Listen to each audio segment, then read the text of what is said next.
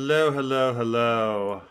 I am just getting everything together. Everyone knows that I must always begin with an absolute rambling shit show of trying to get everything together.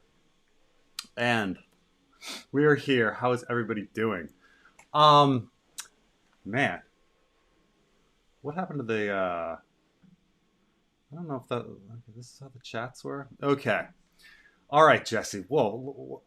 I don't know why all Jesse's and Tells are in a row here. I will get back to this Loras question and this.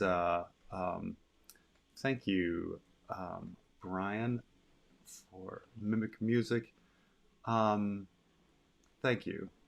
So what I just wanted to start off talking about the kind of like topic question before getting back to talking about Loras, um, about whether or not Dance with Dragons is filler. Um, Preston is a rambling shit show. I know. I know. Happy Easter Sunday to everyone. Christ is risen. It totally makes sense. Well, by the way, one thing I always thought about odd was about about Easter is they always kind of say like Jesus rose like 3 days later, and I understand it's really like on the third day, but he's like dead for like a day and a half. I never understood the 3 days later. I mean, it has to do with like Roman counting and stuff like that being inclusive. Um, so the topic of yeah, somehow my chat got out of order. I don't know what happened there at the top. Um, so the reason I bring up this question, like whether or not feast and dance are filler, and I've talked about this before, but it really gets down to, at base, like a real fundamental problem. Like a lot of people sit around and say, well, man, like, why isn't Wins here? It's been 12 years. Um, but it's not, that's not really the real problem, right? Like, Dance with Dragons took a long time, and Feast for Crows took a long time, and everyone says, "Oh, well, it's like it's the problem is getting progressively worse," but it's kind of all the same problem. It's all he couldn't really shift from what the first three books were about, and then A Feast for Crows, A Dance with Dragons is a completely different kind of plot direction. Um, he really thought that A Feast for Crows, A Dance with Dragons was going to be finished in a couple of years, and it's essentially he he hasn't even like that phase of the story um, has been going now 22 years, right? It's and when I talk about that, I mean when he originally did his first outline, he he kind of believed that okay, there's going to be a War of the Five Kings. That's book one. Book two is Daenerys' invasion of Westeros, and book three is the invasion of the others. His story has a three-act structure. Um, and so he finished the first act. The first act was finished, essentially with a storm of swords, and that feels like a definite ending time. And then things change. All of a sudden, he has this idea of a 5-year gap that goes away, and he introduces all of these new characters. And still, I would say the majority of the fandom kind of believes that all of these new characters that are invented in A Feast for Crows and A Dance with Dragons are irrelevant. That they're just going to kind of like die, or their storylines aren't going to amount to anything. That we're eventually going to get back to a sequel to A Storm of Swords. That this story about Daenerys invading Westeros and Jon like leading armies and Tyrion being funny or whatever is going to like come back into the story, and that the story is essentially still about them. It's still about Jon and Tyrion and Dany and maybe Arya as like your main four characters, and that all of these other people that were introduced, Hota, Ariane, Jon Con, Victarion, Asha, um, Aeron, Brienne, like they're just not really that important, you know. And certainly the show kind of went down that path, right? Those characters weren't that important. Their plot lines didn't really matter. Um, and so, but at the same time, in that original outline, there is a contradiction because he kind of talks about how like, oh, my story is going to have like shifting generations where like new characters will replace old characters. But and then he gives this long list of characters that will be there throughout the entire story, which is pretty much all of them. So it could very well be that like his story is supposed to be a sandwich, and this we just have this like irrelevant filler in the middle. Like nothing matters. Like Dorne, the Ironborn, John Con, the Cersei subplot, like none of it matters. The bulk of like everything that he's been doing. But then the question is like, why did he write it? Why did he spend like 22 years um, on this other plot line? Um,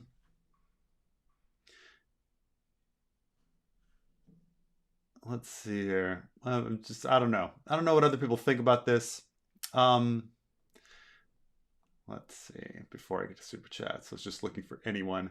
See, I was like, um, it's going to radically change. I think someone else posted like, uh, all killer, no filler, which you know I really kind of like the idea of like of the story completely shifting and like you know even being so bold as to like killing off Tyrion or you know like or something like that as like a really cool direction for the story that perhaps that's like a crutch for George and that it would be kind of going to an interesting new place if those major characters weren't around but um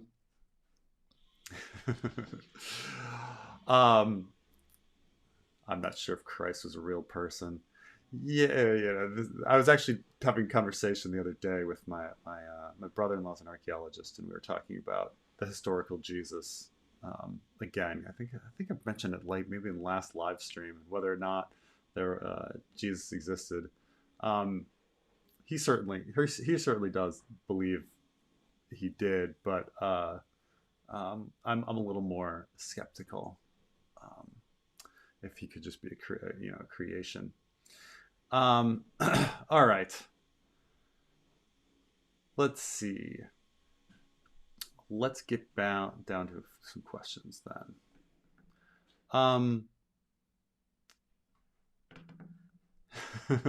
Why would he need to kill Tyrion? He's literally killed Jon at the end of Dance. I mean, as another shock, I don't necessarily think Tyrion's plot thematically fits with like much that's going on. Like he's not a real driver of the plot. Like he doesn't have dragons. He's not bringing people back from the dead. And thematically, he's not really that important because he's not talking about like morality and where society should go. He's just this lost nihilist character that is an imp that throws wrenches in other people's plans. Um, and so I even though Tyrion is like people's favorite character and the guy who has the most pages, I think, in the series, he's not actually very important. Like what I'm saying, like in the structured plot, like you think of the plot, War of the Five Kings, Dany's invasion of the others, like all those can happen without Tyrion. Those can't really happen without Dany. Those can't happen without Bran. You know, uh, so this is why I say like Tyrion's just kind of this imp. He's just like there to observe and cause trouble and be funny and stuff like that. But um, you know, it would be I think it would be interesting if Tyrion dies. I in no way do I think that George would ever kill Tyrion because he thinks Tyrion is such a fun character, and no way would I ever think that he would do it. But I think it would be really interesting if Tyrion did die. Um, could Loras be a bastard of Rhaegar, making him a real Knight of Flowers before running off with Lyanna Rhaegar? Before running off with Lyanna, Rhaegar thought Hightowers had magical genes. Um, let's see, age-wise, like what, Loras is about the right age, right? He so let's just put in whether it's like even possible if Loras could be the a bastard of Rhaegar. Um so Loras, he's born in 282. He's certainly around the same time as Rhaegar. Um the I suppose like timeline wise, and we have no idea where Illyrio Hightower would be. It doesn't really make sense that she would be anywhere that Rhaegar would be. Um, she's just being a wife. You think that she'd be back at Highgarden, but who knows? Maybe she came to some party or something. Um, I mean, it's all possible, but we've been given absolutely no clue about the Knight of Flowers being a bastard or aware or anything about Illyrio Hightower and where she was. So I mean, you can't rule it out, but it's one of those things like um, is George Clooney in my kitchen right now? I can't prove that he's not in my kitchen right now. I don't have any good information on why George Clooney would be in my kitchen, but I cannot prove 100% that he's not there. Um, Especially I guess if he thought the Hightowers had special genes and he was looking for stuff like that, maybe maybe, but he'd have to be on with the rest of the fans on uh, um a little tinfoil Preston Jacobs like rabbit hole about the Hightowers having special genes and figuring things out. I mean, he'd have to be. I guess he'd think back. He'd be like, "Wait a minute! During the Dance of the Dragons, Alicent Hightower had 3 dragon-riding children, 4 dragon-riding children. Like, maybe." And then go after it. Let's see. I don't need George to finish the books. I just need Stannis to win against the Boltons and Asha to survive. That's gonna be a tough. That's gonna be a tough one. Um, let, I mean, I do kind of think that in the kind of medium term, like Asha needs to make it back to the Iron Islands, or it needs to have a new King's Moot. They kind of set that up, a bit. Stannis, Stannis is a big mystery to me because on the one hand, he's set up so much as the loser, as the guy that's just it's impossible that he's going to win the North. So you kind of think, oh, I guess because he's set up to lose, he must win. But then he was arrogant, and he didn't, and he wondered like why he should fear Ramsay. So I kind of feel like he's going to be like winning at first and then losing. Um, so we will see. I mean, it would be a shame to lose such a great character as Stannis. Um, whether you like Stannis or dislike Stannis, I think Stannis is a great character. I think Asha is a great character, and I would hate to lose um, either one of them as characters. But man, we got a lot of POVs up north. It's pretty crowded, very very crowded. Um, how do these communicate between cities and Essos? Do they use ravens like Westeros? My assumption is that they must use something like that. Um, the Jorah, obviously goes and sends a message to Varys that Dany is pregnant, and it gets there pretty fast. And so one would think, and then Varys is like plans to to to deal with Daenerys seem to happen pretty fast. Let me look at the chapter list here, because let's see. I think it's when does Dany figure out she's pregnant? Is that like Daenerys 4 or something? Let's see. Daenerys 4. They make it to Vastoth Rock, and then I think it's around there, and then it's only like He's a Milk in the Pot. Eddard 11. It's only a few chapters later. I mean, granted, I understand that Game of Thrones is on a longer timeline, but you know, but man, it's one would think they would have to use something like that. I'm not sure if it's ravens, maybe passenger pigeons or something.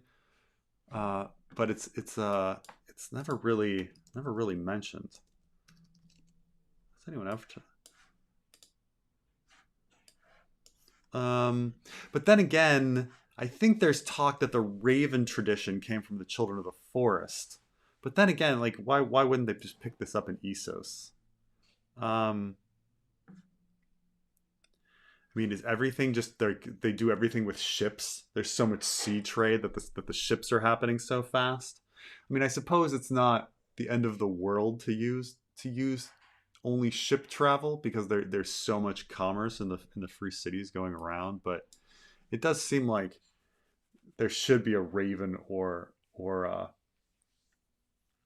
some sort of other pigeons. Perhaps we should mention this kind of stuff, in the fanfic. It's never. um Let me see. Let me.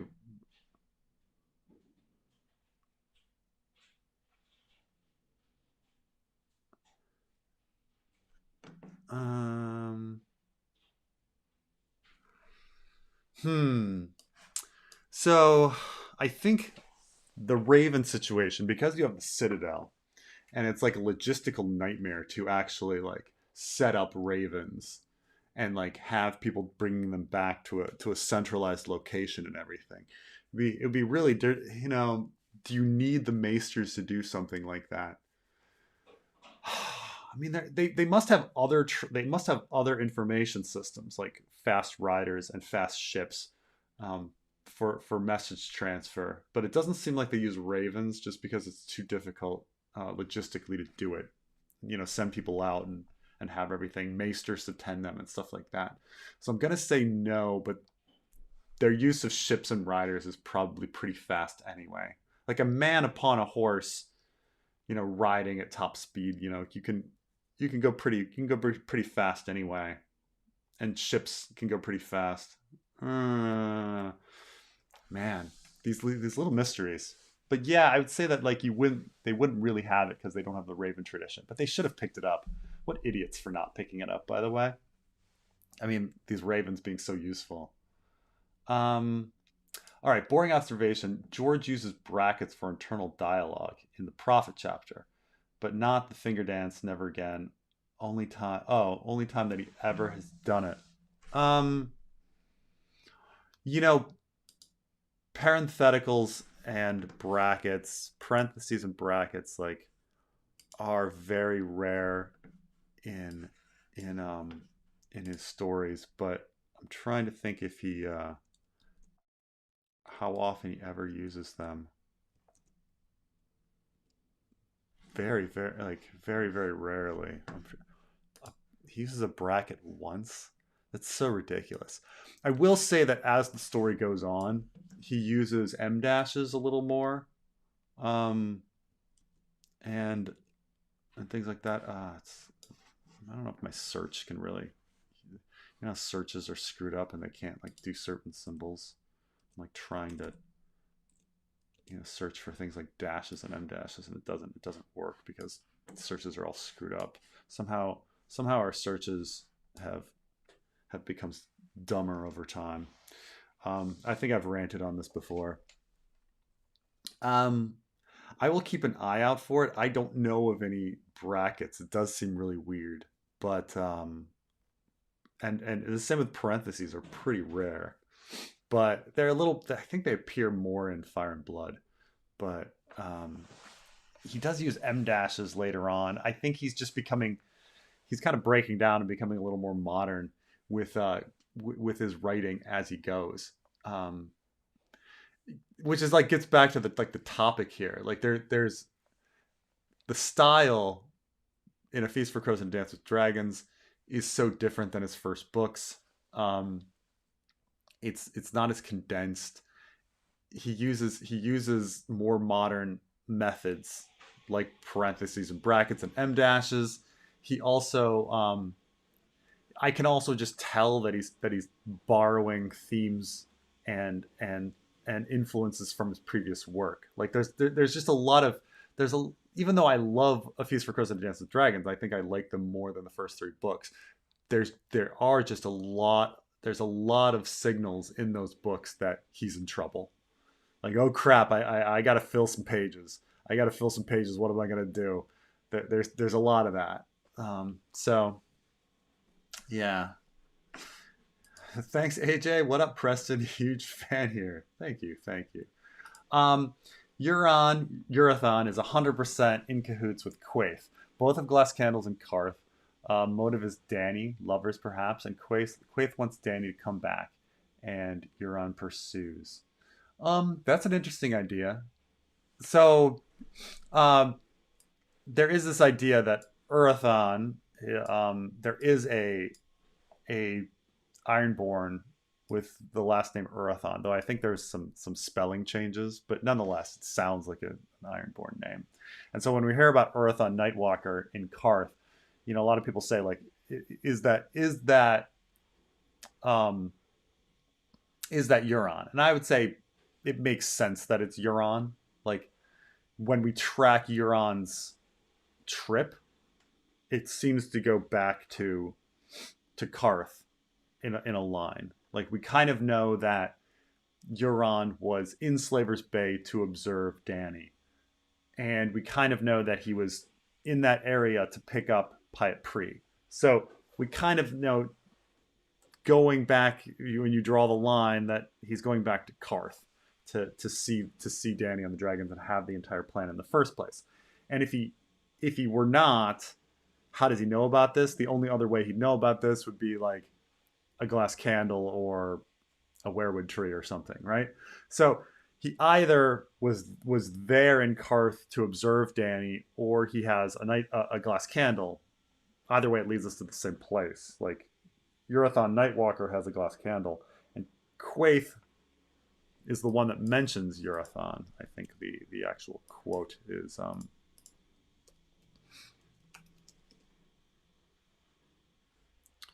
Da, da, da, da, da.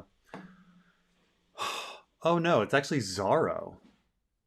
Zaro looks trouble. I'm less certain the glass candles are burning in the house of Urathon Nightwalker that have not burned in 100 years.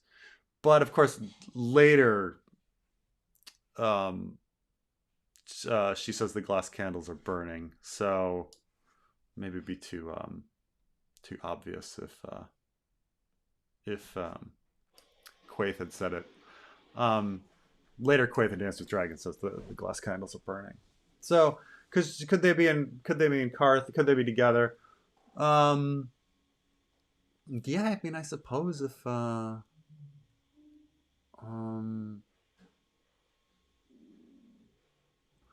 trying to think like what Quaithe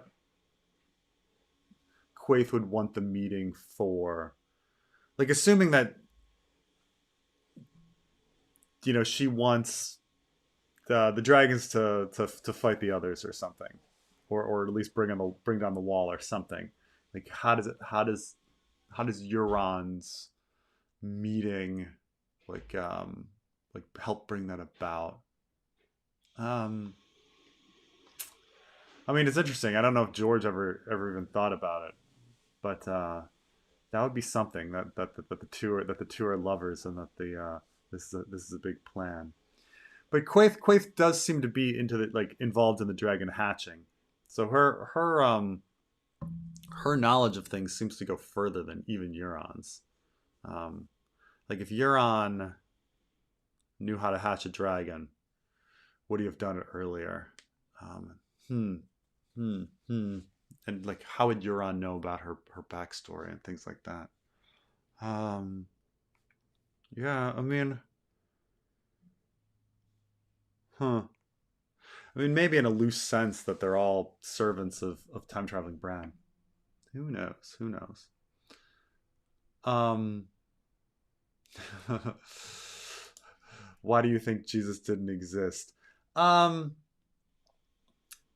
it's not that it's it's like, do I think Hercules existed, right? Like once you kind of go um, with a story being written so much after the fact, which we're talking like 50 or 60 years after the events of Jesus, that the Gospels are getting written, um, and then if the guy existed, like, does it even matter at some point when somebody's changed so much that if it were actually based on a real person, like like some people think there was actually maybe a king named Hercules. Well, does that even matter?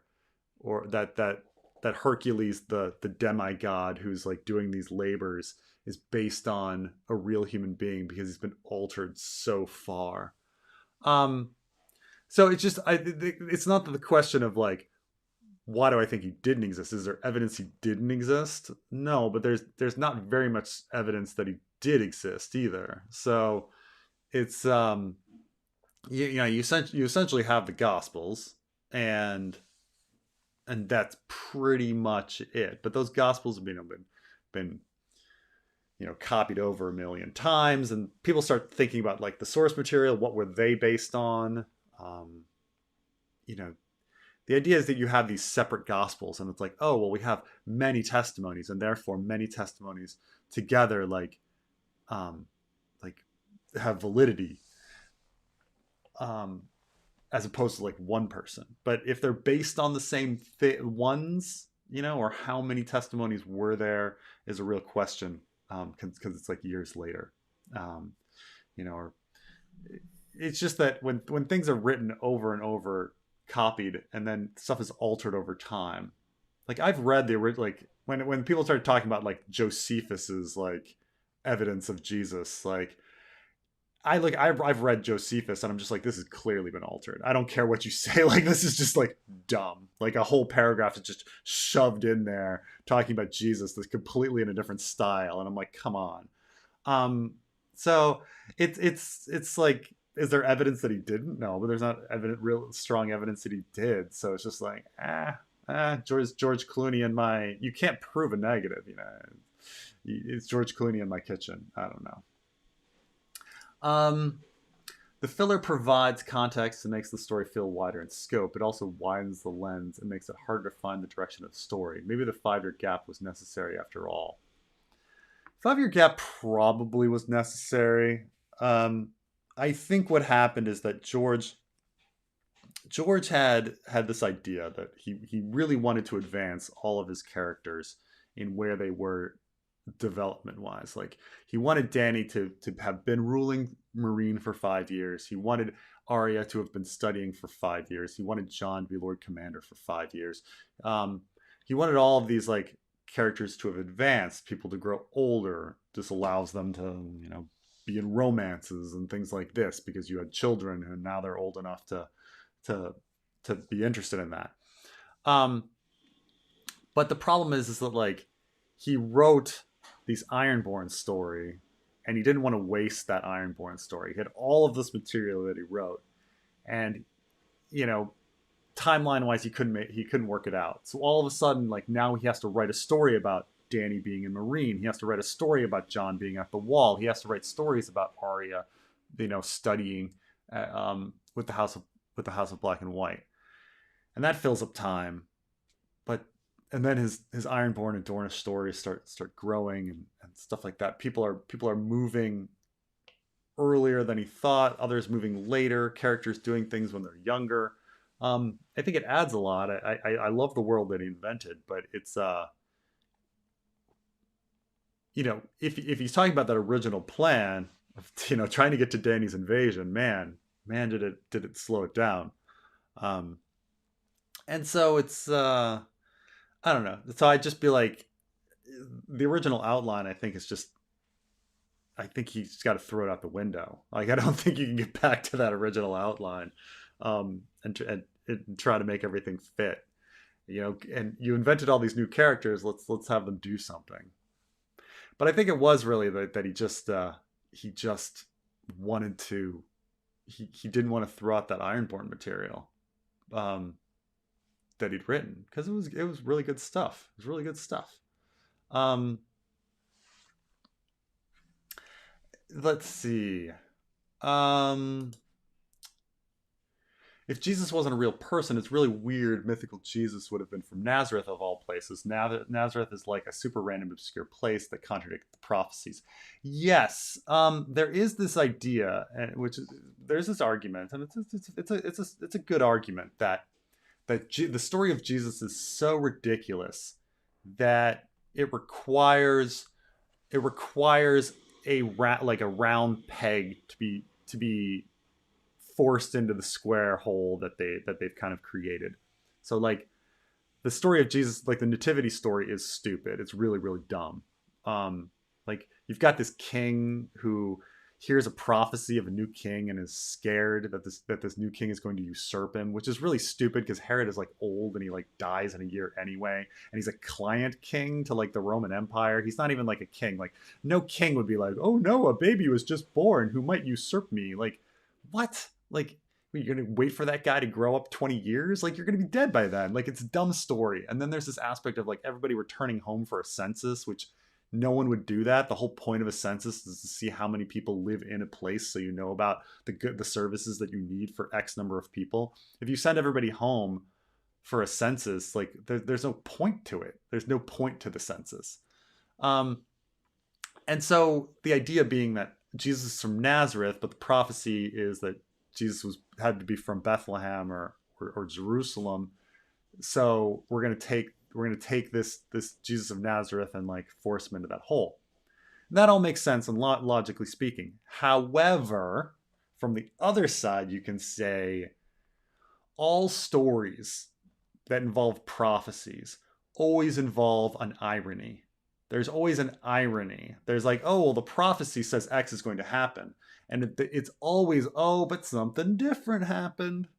You know, like that's all. And you can go back to Oedipus and like the classic original prophecy story and be like, well, you know, you're going to kill your mom and you're going to kill your dad and marry your mom. And so, you know, he's like, oh crap. So he like leaves his mom and dad and it's like, haha, turns out you were adopted. You know, like there's always this like turn, this always twist.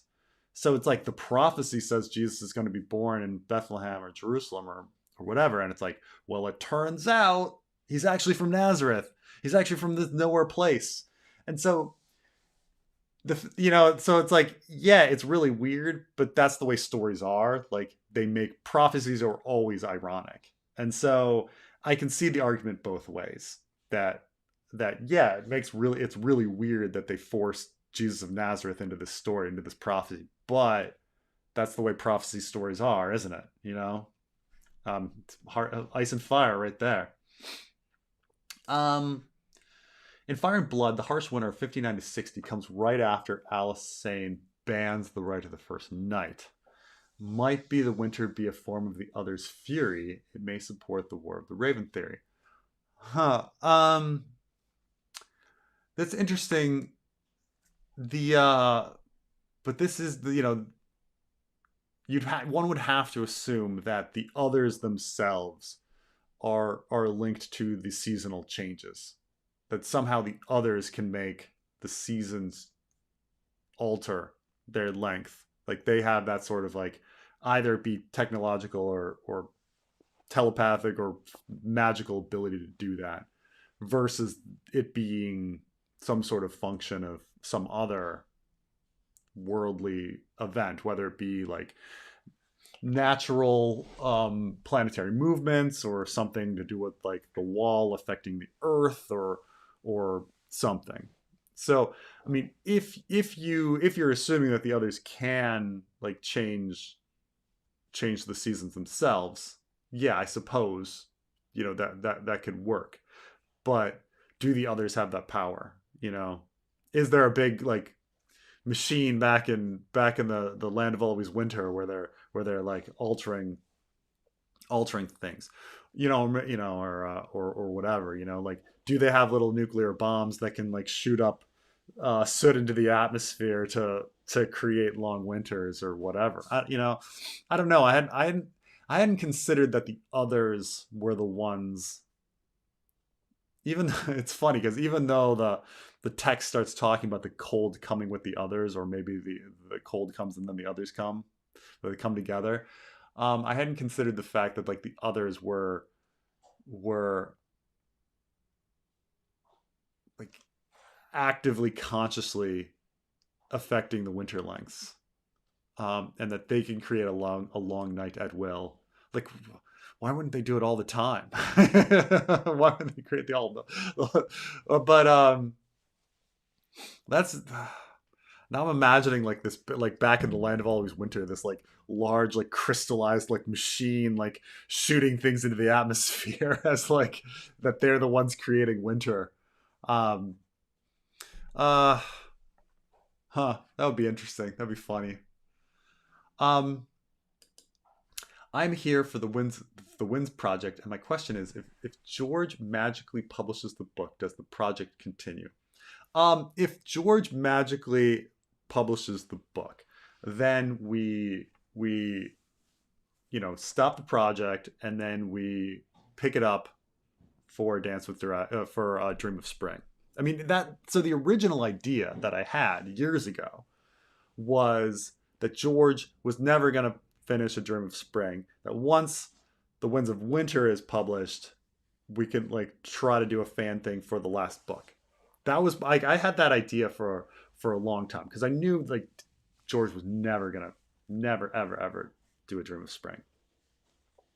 So, but then it just got to the point where like the years went on and even The Winds of Winter wasn't coming out, and I was like, oh man, all right, had I like started the project when I like first came up with the idea, we would be like 5 years in, and like we'd be pretty, getting close to even finishing. But sadly, like I really thought that George was going to finish. Like I really thought it was coming.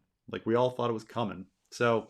Um, so yeah, the idea is that we'd stop and then we'd pick up with a Dream of Spring, and that the chapters we wrote would I mean they're fun little great things on their own, but you know then there's things that can be done with it anyway, with the writing.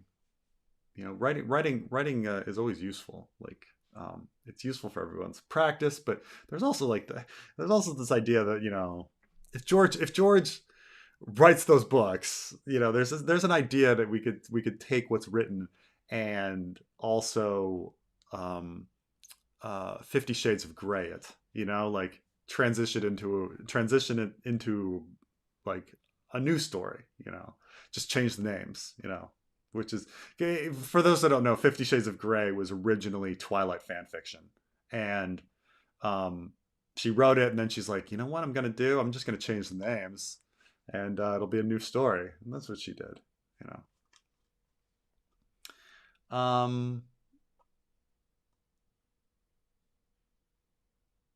Mm, mm, mm.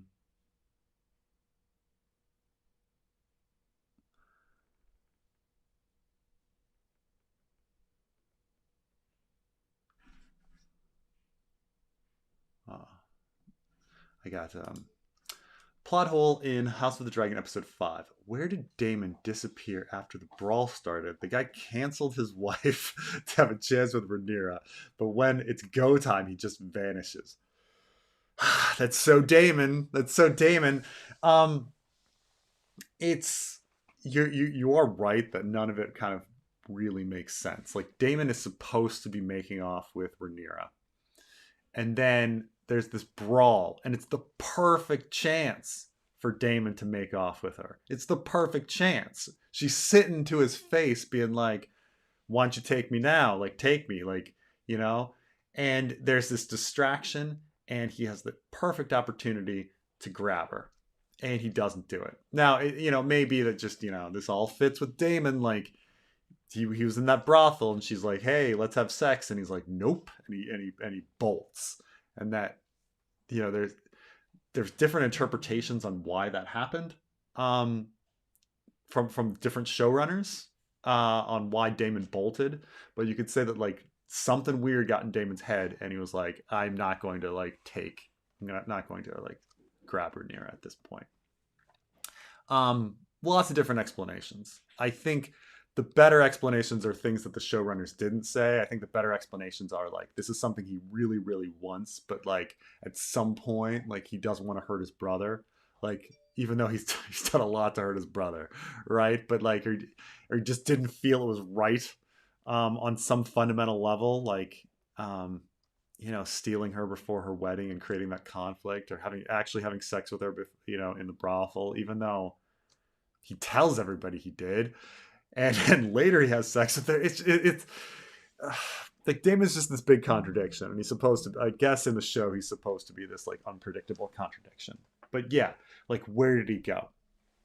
And then the big surprise being, oh, the one that has to like save Rhaenyra from getting like trampled by people is Harwin Strong, and he's the one that ends up like having a romance with her for the next decade, and have 3 children with her. Why is all of a sudden Daemon, this guy who is just willing to fight anybody and everyone, he's willing to take on literally 500 soldiers by himself, and he can't even do anything in the wedding scene. I mean, I'm not a big fan of that. I think you all know that I'm not a big fan of that ending of that episode. I think it's one of the worst. If it's a toss up whether with Rhaenys bashing through the floor versus the wedding being the worst scenes of the season. But man, if you have to make an argument for it, it's just that it's the same as when Daemon ran away from sex with Rhaenyra. That like when actually pressed to like make a move, he just wusses out, and his weird experiences. Victarion, your talk of brackets is worthless. You will be sacrificed. I wonder if is there brackets in the Victarion chapter? I don't know. Stannis lives for big twist. What's he up to? I have to look. See, this is how like.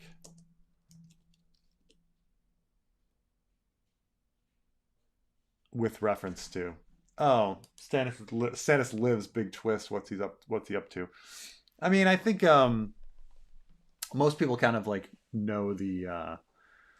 Some people like I'll talk about it as the night lamp theory, kind of all like bringing it together into the can't use idea.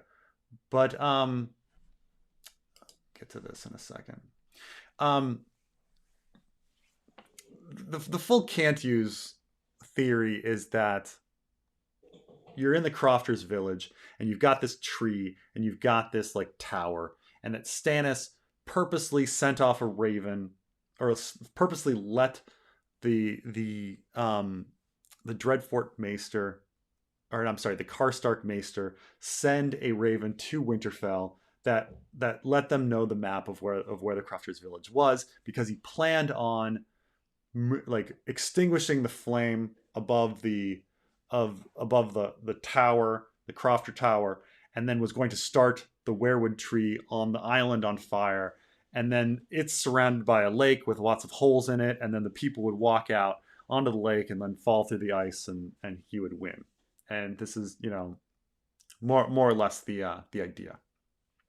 And that maybe Arnulf Karstark would be getting sacrificed and burned at the same time or something over there. If it's not the tree being burned, it's Arnulf Karstark being burned, and that's the fire that people are going to see, and they're going to go for it.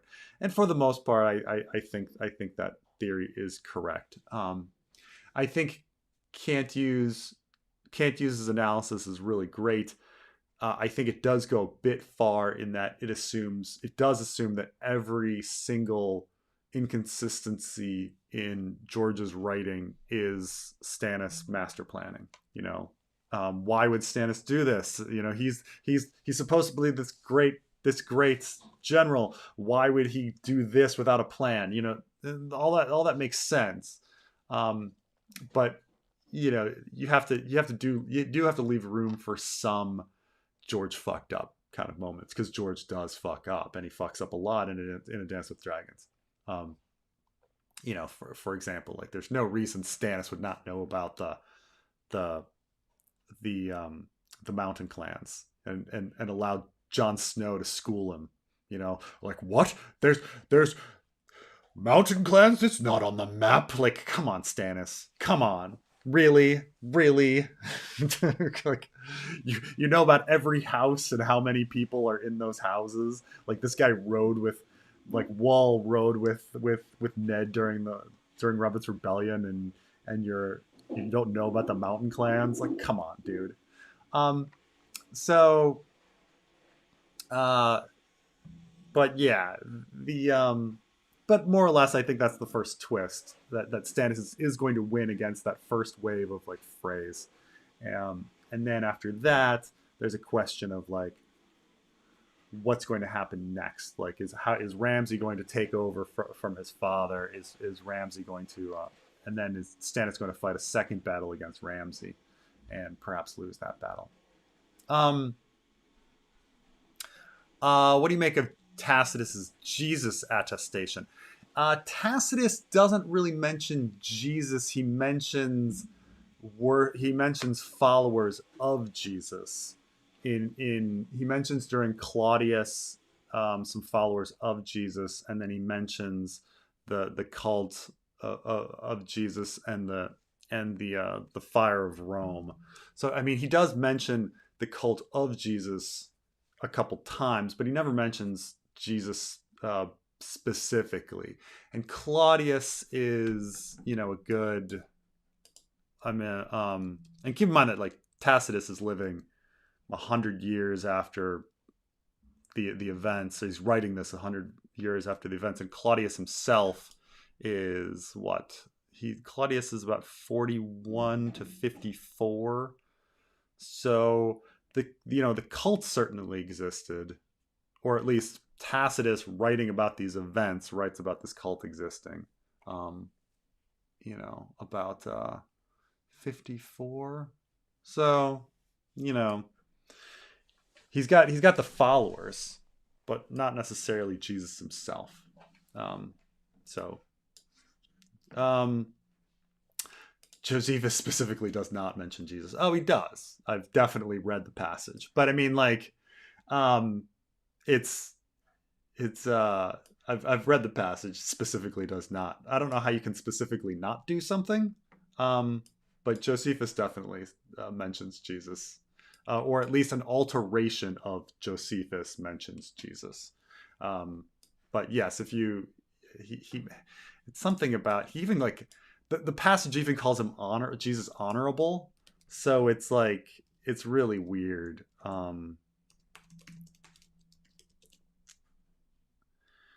Yeah, Josephus' description of Jesus. Jesus was a wise man, if it be lawful to call him a man. He was a doer of wonderful works, a teacher of such men as received the truth with pleasure. He drew over him both many of the Jews and many of the Gentiles. It's like such an odd complimentary line that I'm just like, come on, it's not it, you know. So I mean, an alteration of Jesus of Josephus mentions him, but um Jesus existed. J.K. Chesterton said about King Arthur's legends are good evidence of such a person did exist, and they were important enough to lie about it. You know, who knows? Like I say, it's like, you know, once something's is it based on a real person? I mean, obviously, like even if you take somebody that's like Gilgamesh, like was there like an original Gilgamesh like king or ruler? I mean, there were rulers named Gilgamesh, but like when we're talking about like the Gilgamesh epic, like did that person exist? And then at what point does the alteration like become so extreme that it doesn't matter? Obviously, like Jesus has 2 arms and 2 legs. He's based on a human being. Like he's based on the idea of human beings. He's based on something. Like everything's based on something. But you know, was there a prophet named Jesus um, who was doing some of those same events? You know, was he crucified? Did he knock tables over, gambling tables over, things like that? We don't, you know, did all of those events happen? At what point? you know, you get these really like really, you know, odd questions on like, what does it mean? What does it mean to exist or to be based on somebody? And like, what point? And even if you do like prove a historical Jesus, like, what's the point to it? Like, what are we trying to even like say if Jesus existed or not? Like, like what is how does it change things? You know, do all of a sudden you know, should if he actually existed, are we somehow like one step to him being resurrected from the dead? Uh, mm, mm. Um, yeah, more likely Jesus was multiple people over the course of a century, right? You know, could it be that too? Was there 0 Jesuses? Was there 5 Jesuses? Um, uh, you know, same with Hercules. Like, who knows? Was there 1 Jesus? Um, in Dance, did George change his paragraph writing style for dialogue? Like when 2 people are talking, when the second person answers, it's not a new paragraph.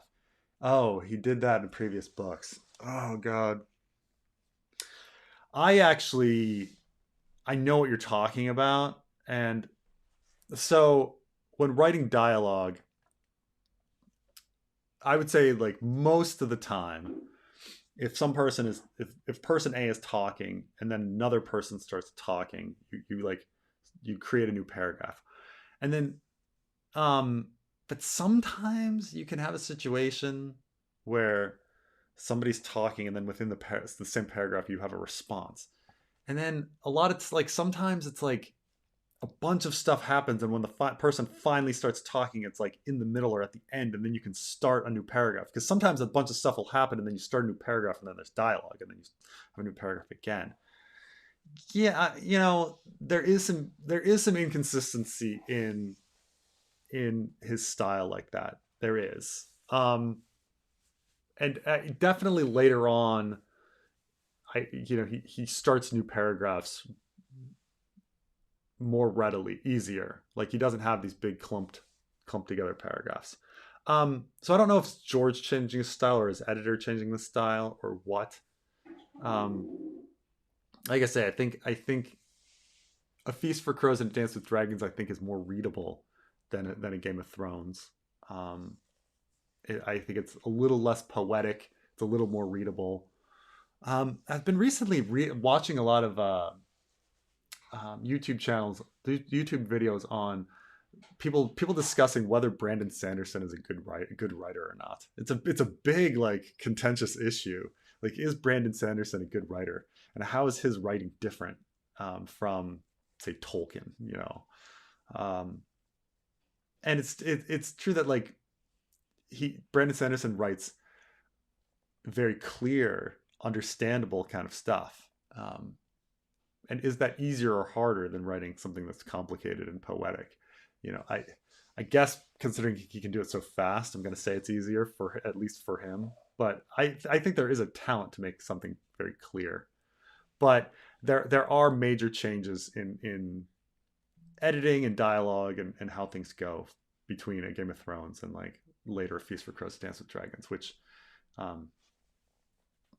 like, and one of those things like people don't think about, but like M dashes and short like fragment sentences, even though they're not correct English, they're easier to understand because human speech doesn't use sentences. Like when you talk to your friends, you talk to people, you don't really talk to them in sentences. Like you talk to them in fragments. You interrupt yourself. You M dash, you know. And so you can even though like you're using all of these odd symbols, semicolons, M dashes, N dashes, fragment sentences, you're more comprehensible when you do it. And so you're going to see less of that in a Game of Thrones and more of that in A Feast for Crows and Dance with Dragons. Children of the Forest correct ancient description in the youngest generation of a vastly larger society that exists principally in the trees, the forest.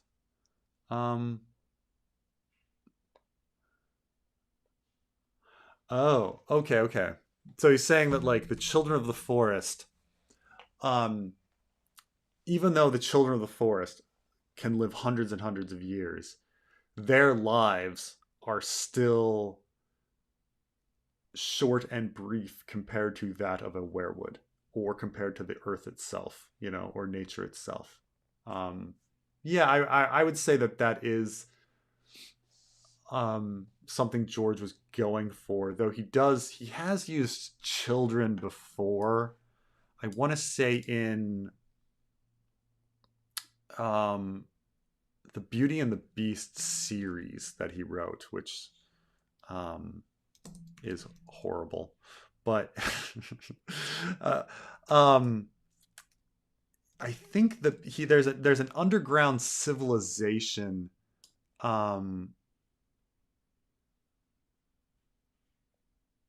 There's an underground civilization underneath the city in that series, and I think the people that live in that underground city are called the Children. So I think he definitely likes this idea of this like hidden society being children. But there is something very nice to the idea that it melds with the idea that the earth is very, very old and we are but children, if not less. I mean, our lives, are just moments when we're talking about the age of the earth or the age of the universe. So I think that is a something that, whether it be a happy accident or something he very much intended, it's pretty neat. George R. Martin should have done a false winter for a 2-year gap. That would have been funny. That would have been funny, but he does like, at least like, I feel like the season changing is at least driving the plot. Like he needs to, the fact that winter has arrived, like you're like, oh god, well I guess we have to bring the others in or something, because like we can't, if there was a false winter, um, and then it comes back again for another autumn, people would be like, oh my god, what's going on? Throw the book against the wall. um do you think the Song of Ice and Fire prophecy from House of the Dragon undermines George R. Martin's message on feudalism, colonialism? Love your work, by the way.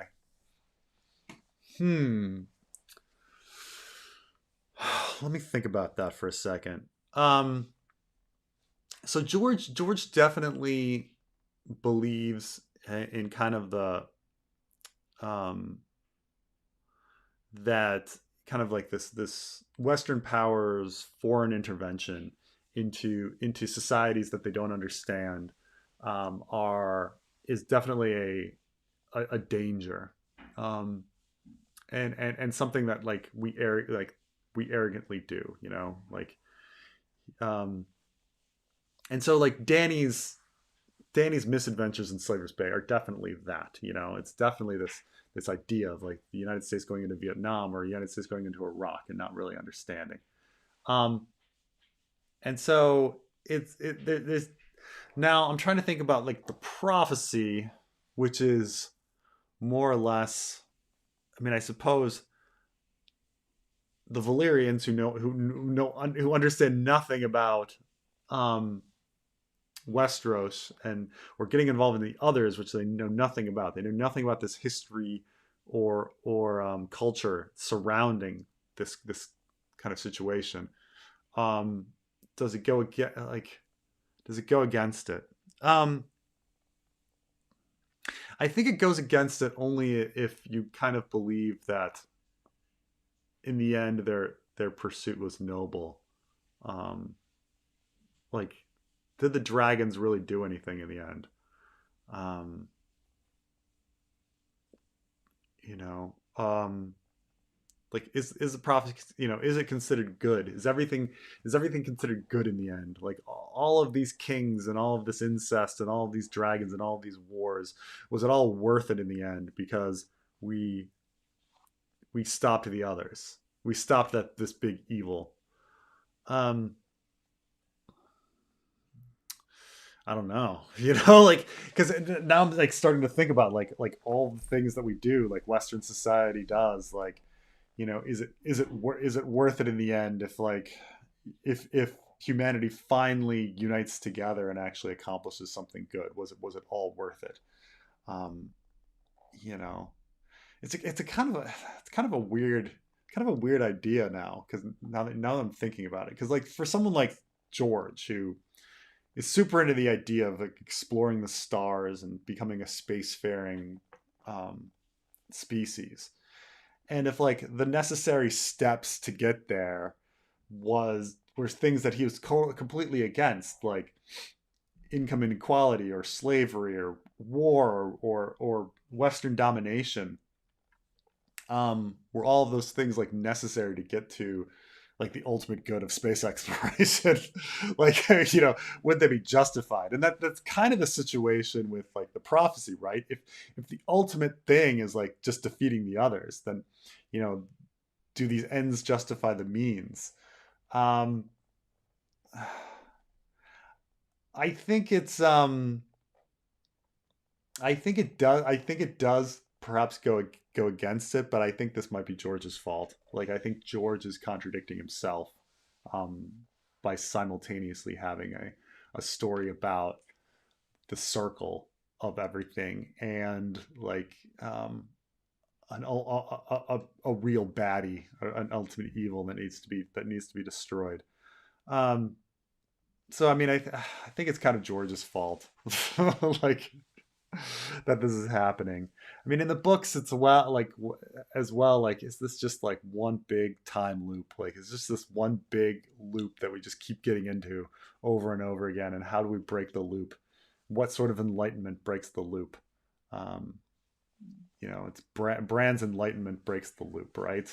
But uh, that it really shouldn't be about the prophecy. But did time traveling Bran make the prophecies? I don't know, but yeah, I think you're right. I think it undermines it, but at the same time, it might be George's fault.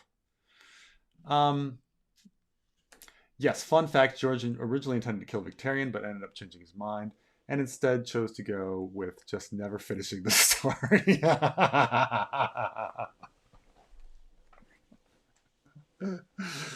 He has subverted expectations. The biggest the biggest expectation subversion is uh is the fact that it's just no ending, right? Like which is going to happen? Are they going to do A? Are they going to subvert expectations with B? Well, we subverted expectations even further and had nothing.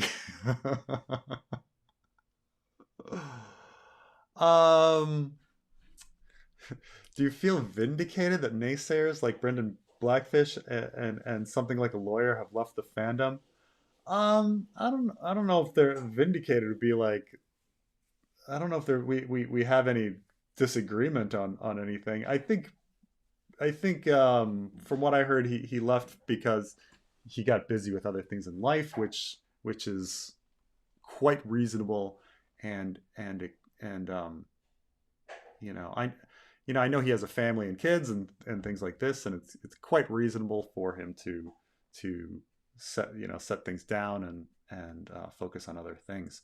I a friend of mine listened to this really great podcast about the Roman Empire, and he just had to leave, um, and then because he had a family, and he's just like, this was taking too much time. So I think that has more to do with anything, kind of completely reasonable things like that. Um, uh, let's see, man, I'm so behind on things. any horses in chat? Nobody's a horse. Zorses. How many people are a Zorse? This is a really good thing. Oh man, how has that never been used? Why is no one a Zorse? Oh fucking A. What this is like a crisis, because how many times is Zorse used in the material, and like no one is a Zorse? Oh fuck. Look, Zorses are mentioned 13 times in the series. Oh no, not World of Ice and Fire doesn't count because that's a piece of shit. Okay. 1, 2, 3, 4, 5, 6, 7. Zorses are mentioned 7 times in Ice and Fire, but no one has ever been described as a Zorse. Is there some sort of like psychic block on the Zorses that protect people from like skin changing into them? That's the real question.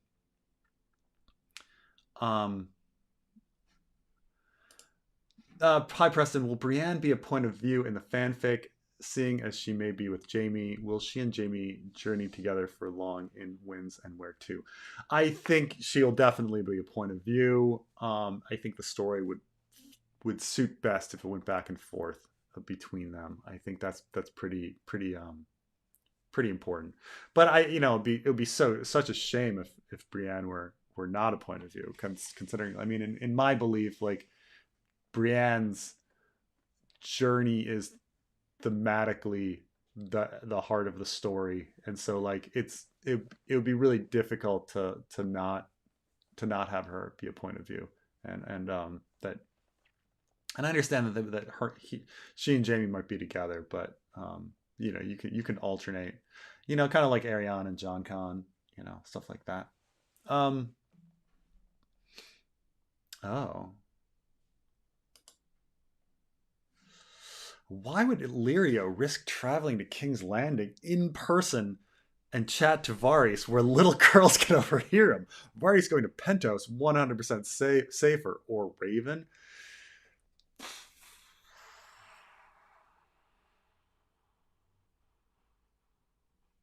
That's I mean, that's a very good point.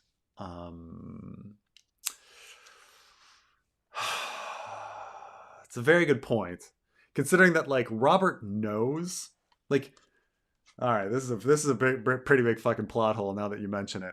Robert knows that Illyrio Mopatis is aligned with Viserys and Daenerys. He knows this. He mentions the fact that they're behind the walls of his manse.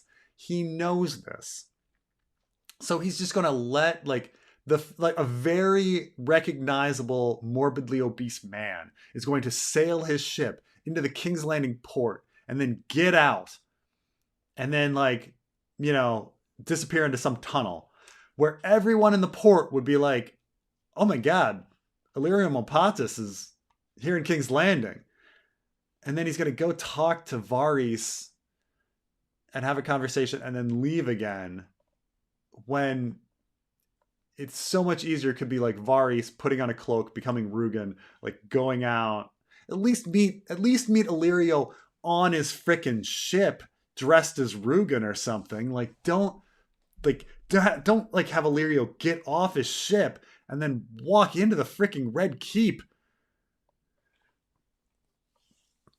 Wow.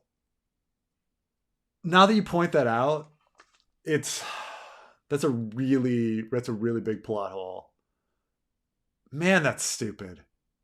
Like, I'm not even in the sense of like Arya overhearing. I'm like, okay, they might believe that no one's down there. That's fine.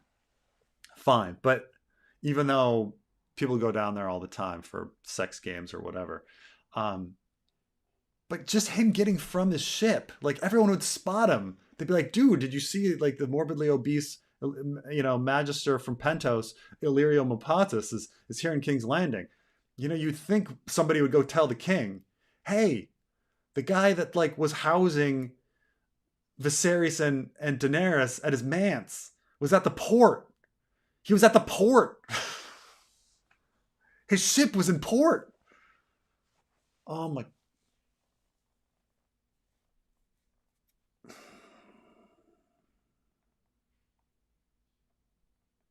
Oh, George. Oh, George. Oh, George. Hey, I'm a young adult TV screenwriter from New Zealand. Would love to hear about your brainstorming process. Let's see. My brainstorming process for writing. I mean, I just think about stuff in my free time, but also like specifically with the fanfic, I like, read other people's stuff and then like, you know, get ideas. And with that, it's just like you're able to like, you know, these things are um for the purpose of like putting together the chapter. So like there's no like moral problem with like lifting these ideas. These ideas want to be lifted. You're you know, you're trying to bring them together, and then you kind of like construct ideas. um and I think other writers work that way. I think other writers read other people's stuff and then get inspired by other people's stuff, and then just kind of happen that way. But you know, there's that old YouTube song, "Where do ideas come from?" Um, where do ideas come from? We don't really know, but I guess I've never really had a problem with coming up with ideas. I've never been one to have much writer's block or anything like that. Um, Writing something good, like crafting something good, is like a problem for me. But I've never had a problem with like coming up with ideas or brainstorming. There, it's almost like too much. But you know, I'll just write stuff down, notes every once in a while if I think it's good and I don't want to forget it. But yeah, I mean, I guess the world is that, like, just, you know, going for walks, thinking about stuff, reading other stuff, being inspired by it, um, talking to people, talking something out. Um, Talking things out is really kind of cool as well, because like with somebody else, because you realize there's this other part of your brain that you're not even conscious of that like comes up with stuff. Like people that watch this stream, you know, like how often like I'll just be talking and then I'll all of a sudden be talking and some idea will come and I'll be like, what? I never thought of that. Like once you start talking it out. So I think like maybe that's the answer, that having a diverse brainstorming process is the way to go.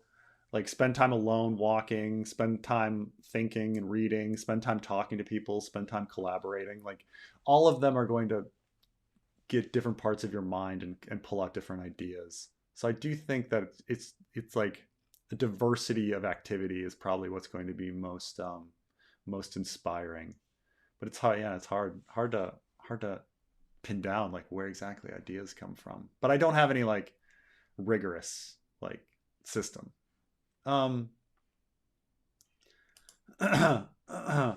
Preston, how'd you react if A Song of Ice and Fire is not secretly sci-fi fantasy like in Lost, but it like Lost Lands with no explanation, just fairy tale magic?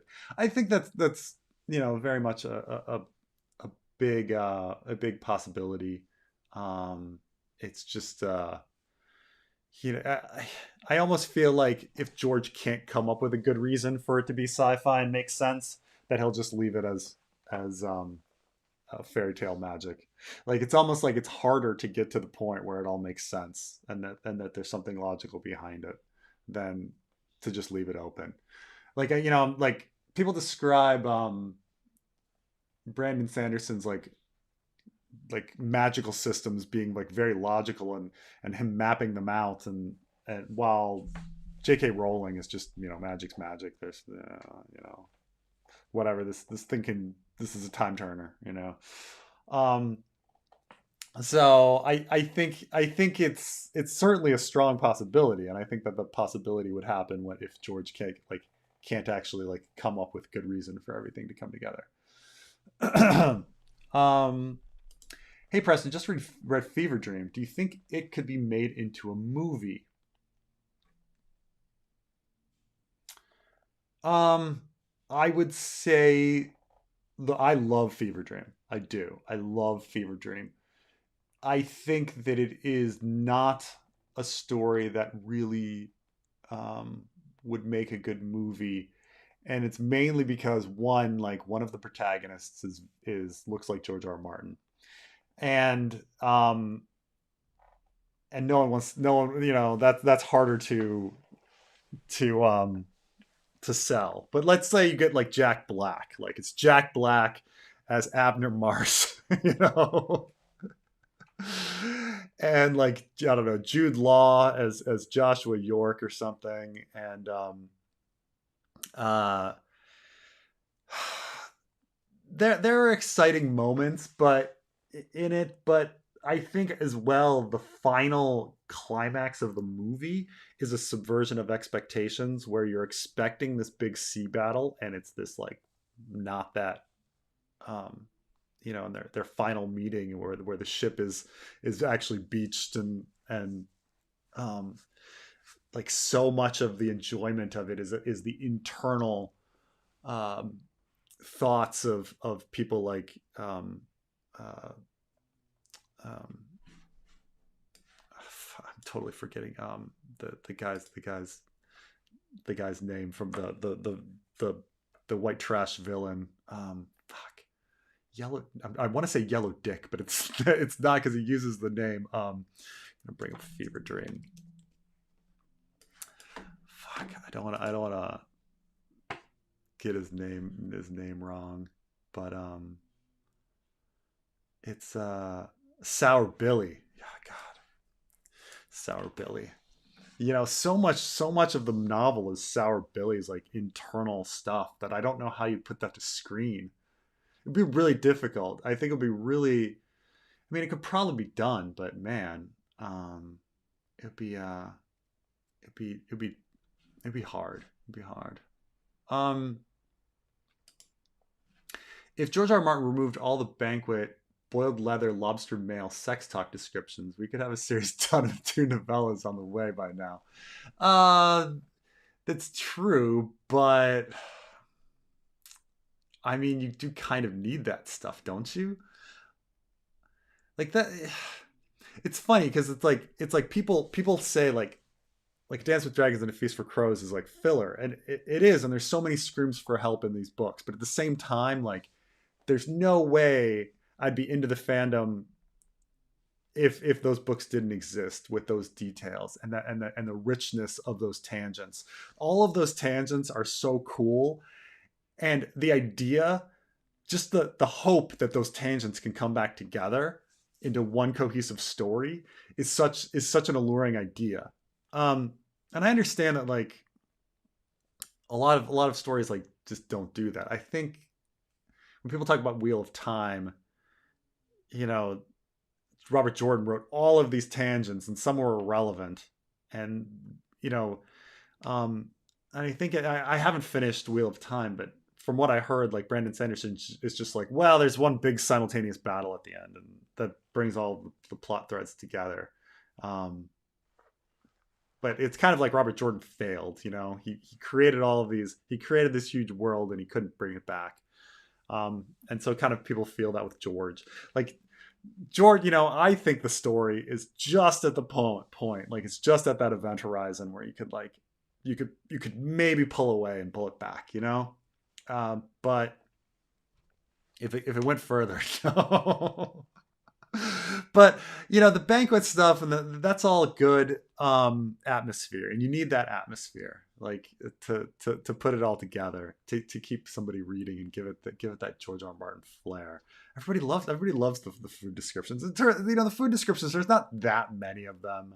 I know that we like people joke about them all the time, but if you really add up all the food descriptions in the whole series, I think Glitus just did a series on the food descriptions too, a video on it. But like, I think if you add them up together, like how many pages would it really amount to?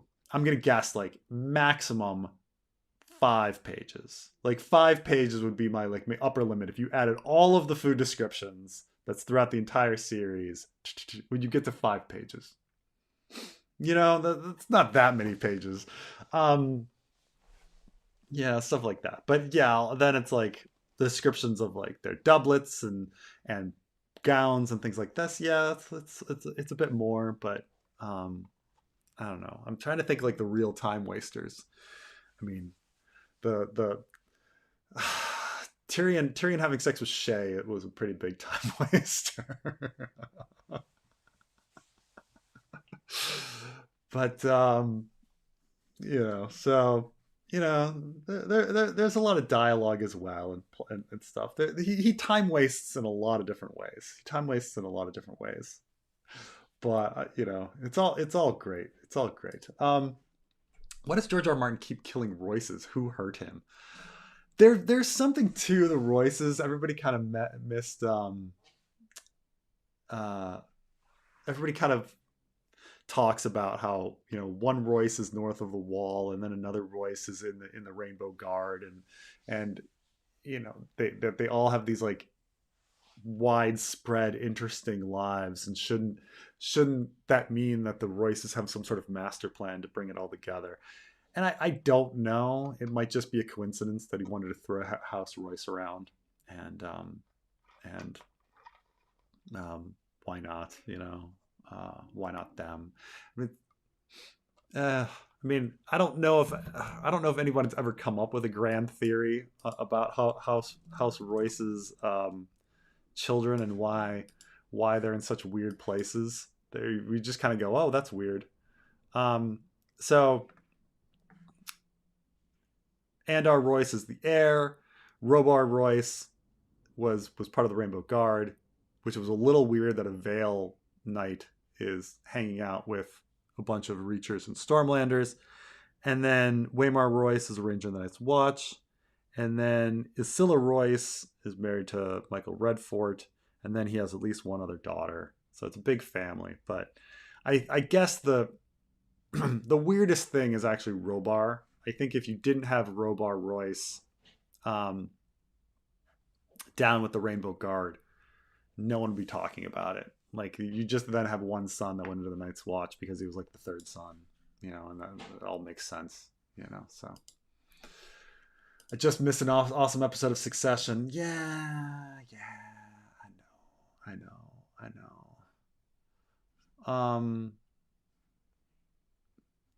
I know.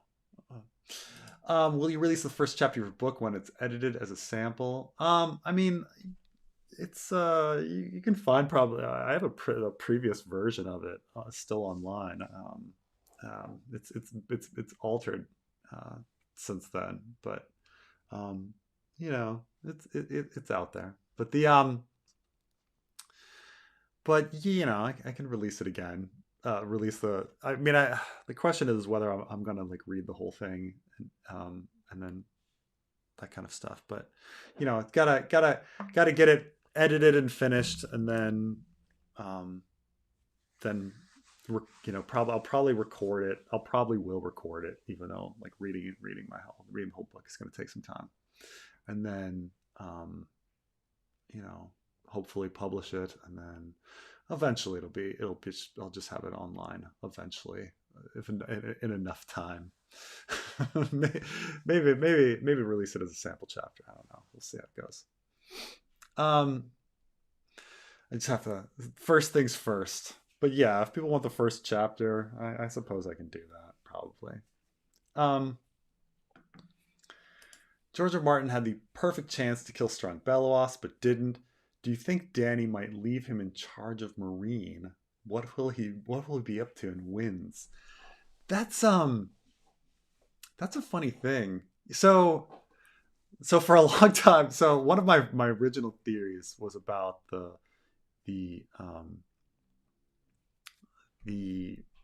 poisoned locusts of Meereen, and how it, you know, they set up this world where they set up the situation where it seems like Hisdar was trying to poison Dany, but in the end, like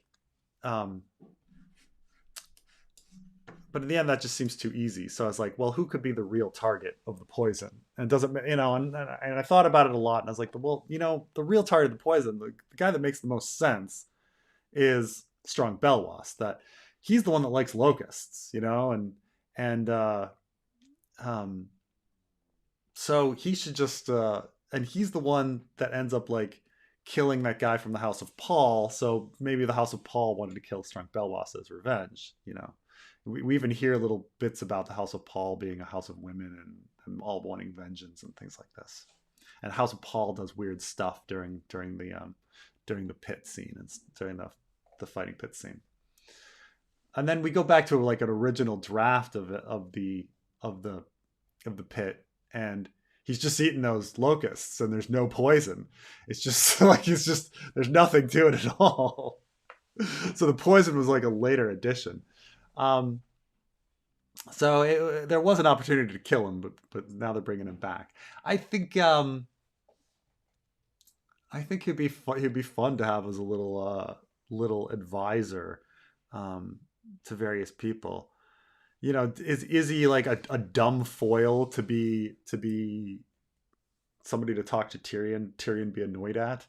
Would he end up somewhere else? You know, I mean, um, if Tyrion is supposed to sort of like somehow get control of things in Meereen before Dany comes back, he has to win over people like Strunk Belwas. I mean, I imagine he's going to like.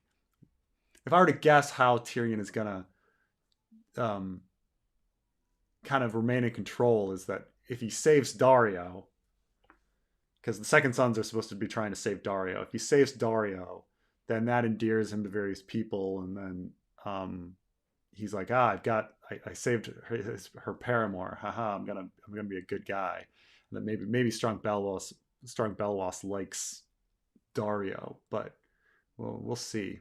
I don't even know. Belwas is still like Belwas is still within the city, right? So because he's probably too weak to fight. I'm guessing. Um, Belwas survives. He's made part of the ruling council of Meereen, instituted by Sir Barristan, and he's part of the. Oh, he volunteers to duel, but he doesn't. So and that's it. I guess he's still within the walls. So when Skahaz like probably will take over, who knows what's going to happen to Belwas? I mean, it would be a lot of impact if like Skahaz just murders him. You know, somebody to hate.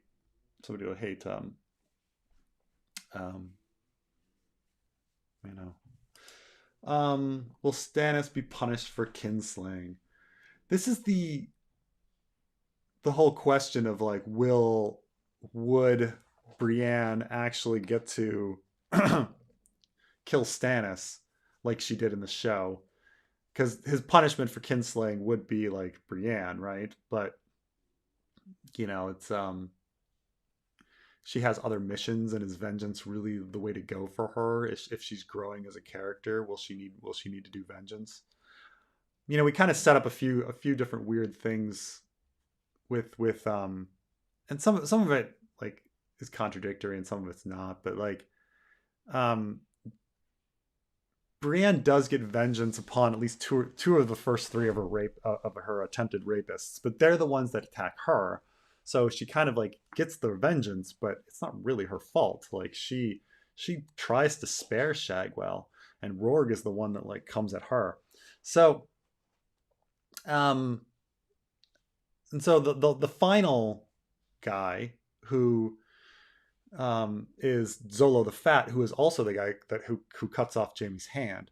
And so there's this like moment of like both of them wanting vengeance, but with this one final character.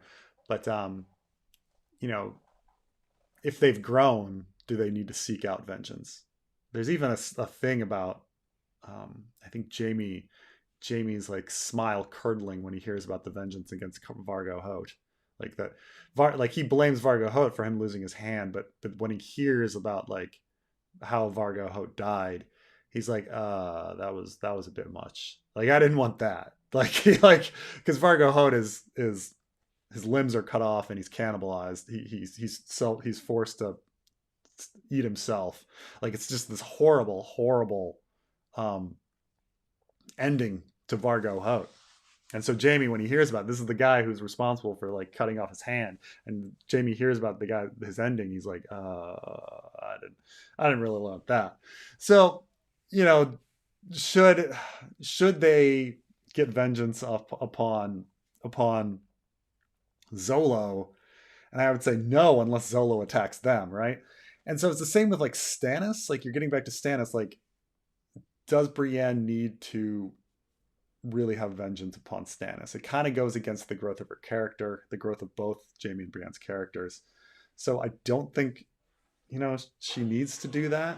And then, but how is something else going to punish him? Well, I mean, he'll probably die at some point, but we all die at some point. But I don't, I kind of don't even think anything's going to happen to him punishment wise for kinslaying.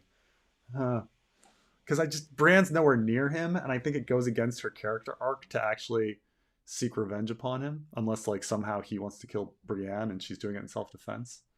But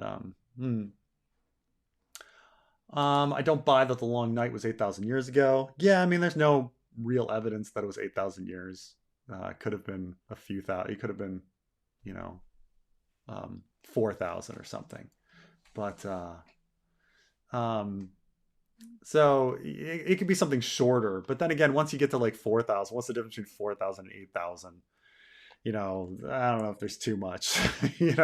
I think that there might be like writings that go back several thousand years with the Maesters, because you have to wait for the Andal invasion, right? But the Long Night being 8,000 years ago, it probably wasn't, but it doesn't need to be that long ago, So I don't know if there's the effective difference between 4,000 and 8,000 years, I mean, it's weird. Is like the pyramids of Giza, right? Some people will tell you stories like people will say like, oh, the Jewish slaves under Ramses like built the pyramids, and it's like, like the Jewish people didn't even exist when the pyramids were built. Like we're talking like 3,000 years ago versus like 6,000 5,000 years ago. But to like most people, does a difference between 3,000 and 5,000 make a difference or matter to them? Well, it certainly does to a historian, but like to the average person, like, does it matter? Does it matter if the pyramids were 3,000 versus 5,000 years old? Probably. Some would say yes, some would say no. Again, we have to. I think it might matter in the sense that like iron. The history of iron doesn't make sense in Ice and Fire, and the history of the Andal invasion doesn't make sense. So maybe the Andal invasion happened at the same time as maybe the Andals invaded to help fight the others. Maybe it was a big deal. Who knows? You should use ChatGPT to assist you in one of the fan fiction chapters. See if it could help churn out some good ideas. I've been on ChatGPT, and honestly, like, the amount of time it takes to use a good question to churn out something that's like intelligible takes more time than actually just writing an intelligible sentence. So I don't know if like that's like worth the time at this point. Like I think like I don't. Maybe someone else is better at using ChatGPT than I am or something. But when I try to use it, it's just the questions I ask aren't getting the right things. They're not the phrasing doesn't come back right. It's nothing like that.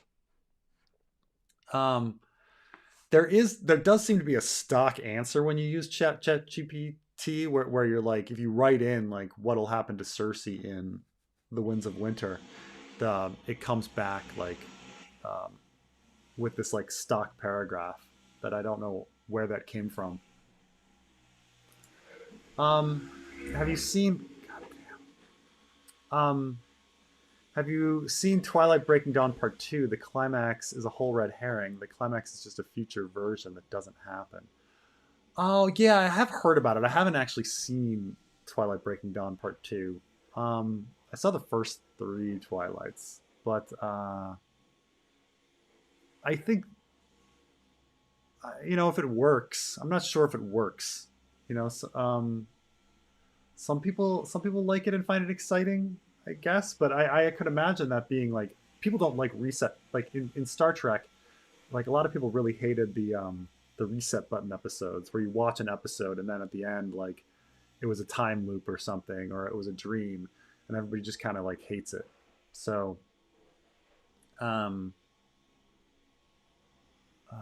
so it does seem a little unsatisfying.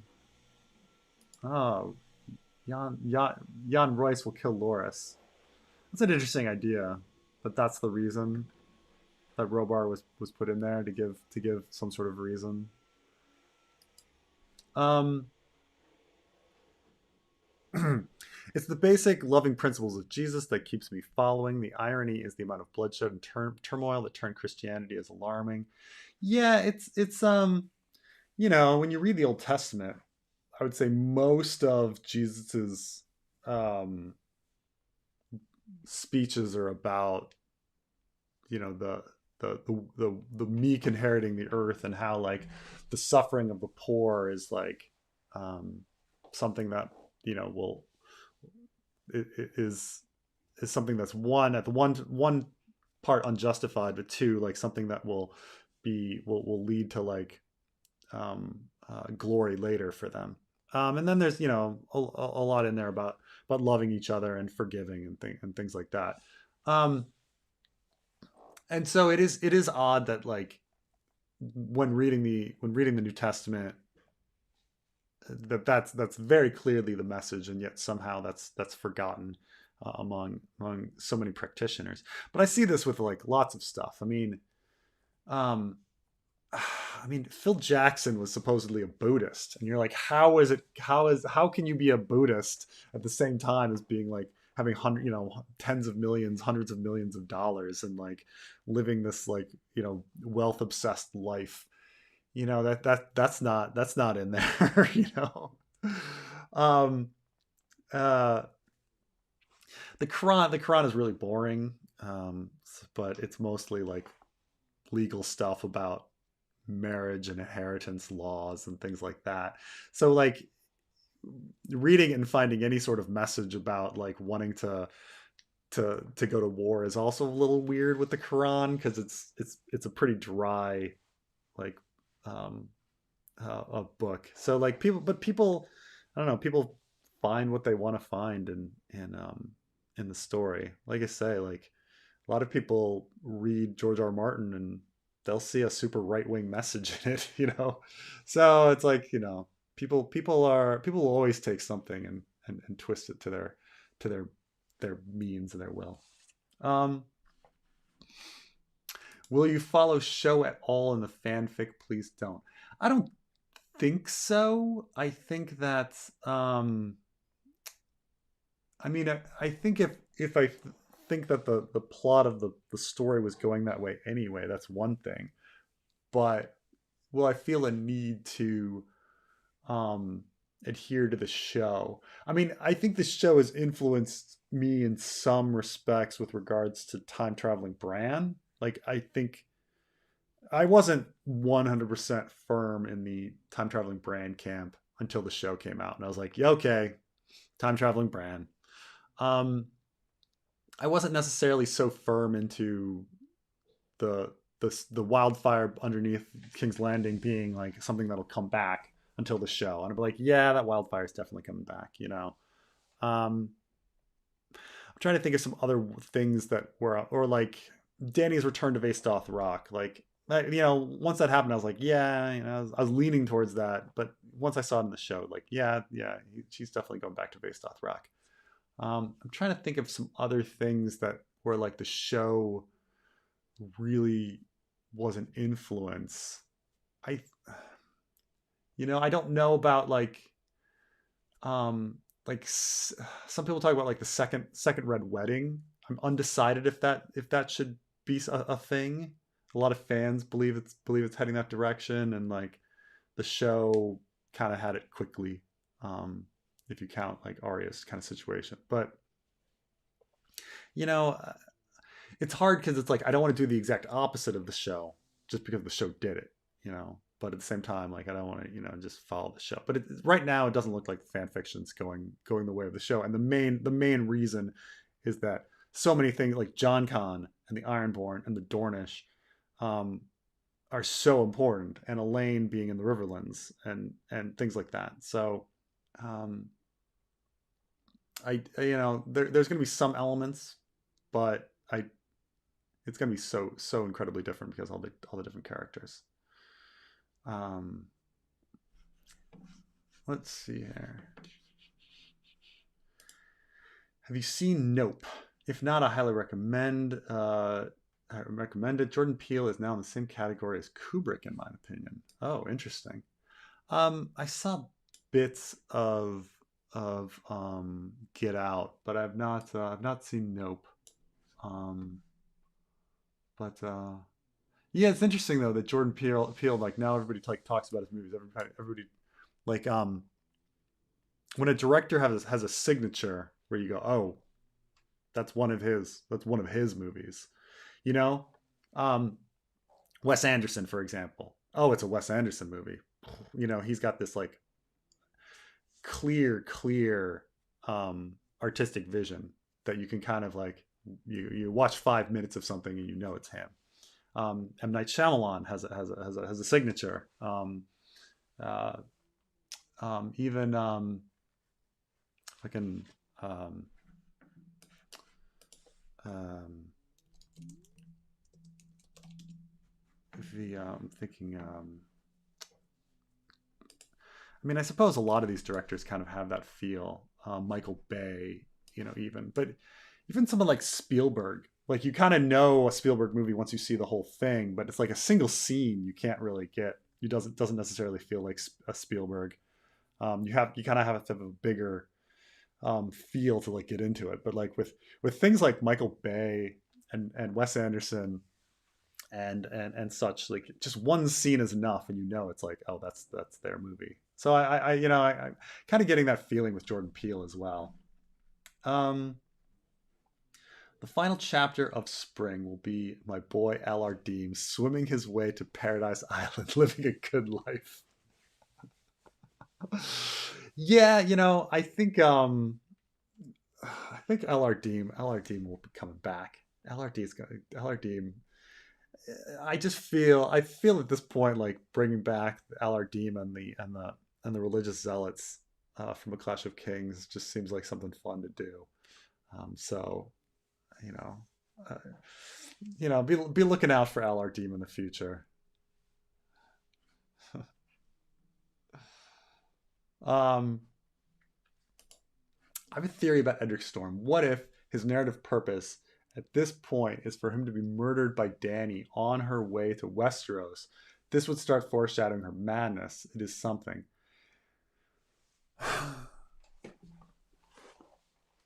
It's interesting. I mean, obviously, like Edric's escape is Dany's escape, and there's that parallel. Like Dany's escape from Dragonstone with Viserys is Edric's escape from Dragonstone, and we're meant to think about like you know um, like Edric starting a new life in Essos the way Dany did with loyal men and all of this kind of stuff, and how do you get from here to there?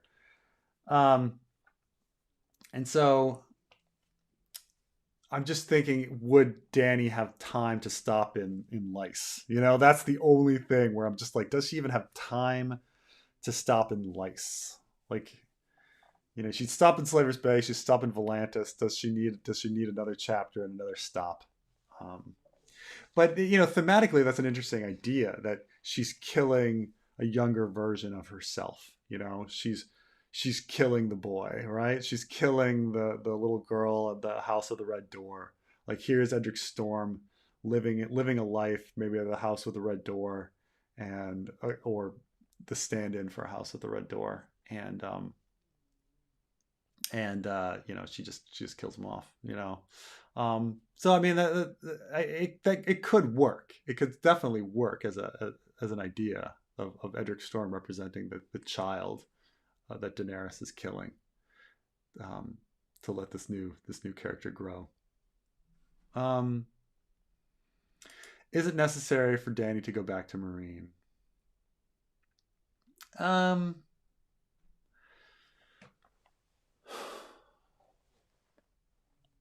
I think it is in the sense that there's a lot of people that she's grown to care about back in Meereen. She's grown to care about the children that she took as hostages. She's she's she's grown to care about the slaves, thinking of them as the slave people that were liberated and thinking of them as her children. She's grown to care about Dario and Barristan, and I think all of those people she would want to see again there, and Missandei and stuff like that. Now, if she heard that they all moved and that they're all gone, maybe they're, but I think there is a need to have some sort of closure with that. And so it's, it'd be nice. It'd be nice to skip elements like that in Dany's story, but there's so many things that she needs to go back and see, so, Dany and Slaver's Bay, allegory to war in Iraq. I think it is based on like when George wrote it, but George would say it's just a general allegory to all of the things. Like it's probably more Vietnam, but it does when you read it, and it definitely like,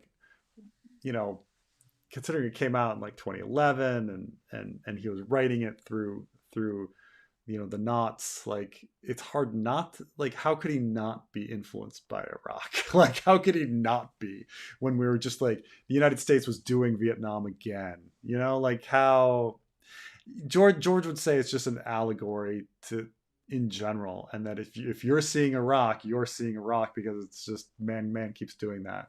But how can he not be thinking about that? It's, I mean, Slaver's Bay, even though it's like it's very much a Middle Eastern location,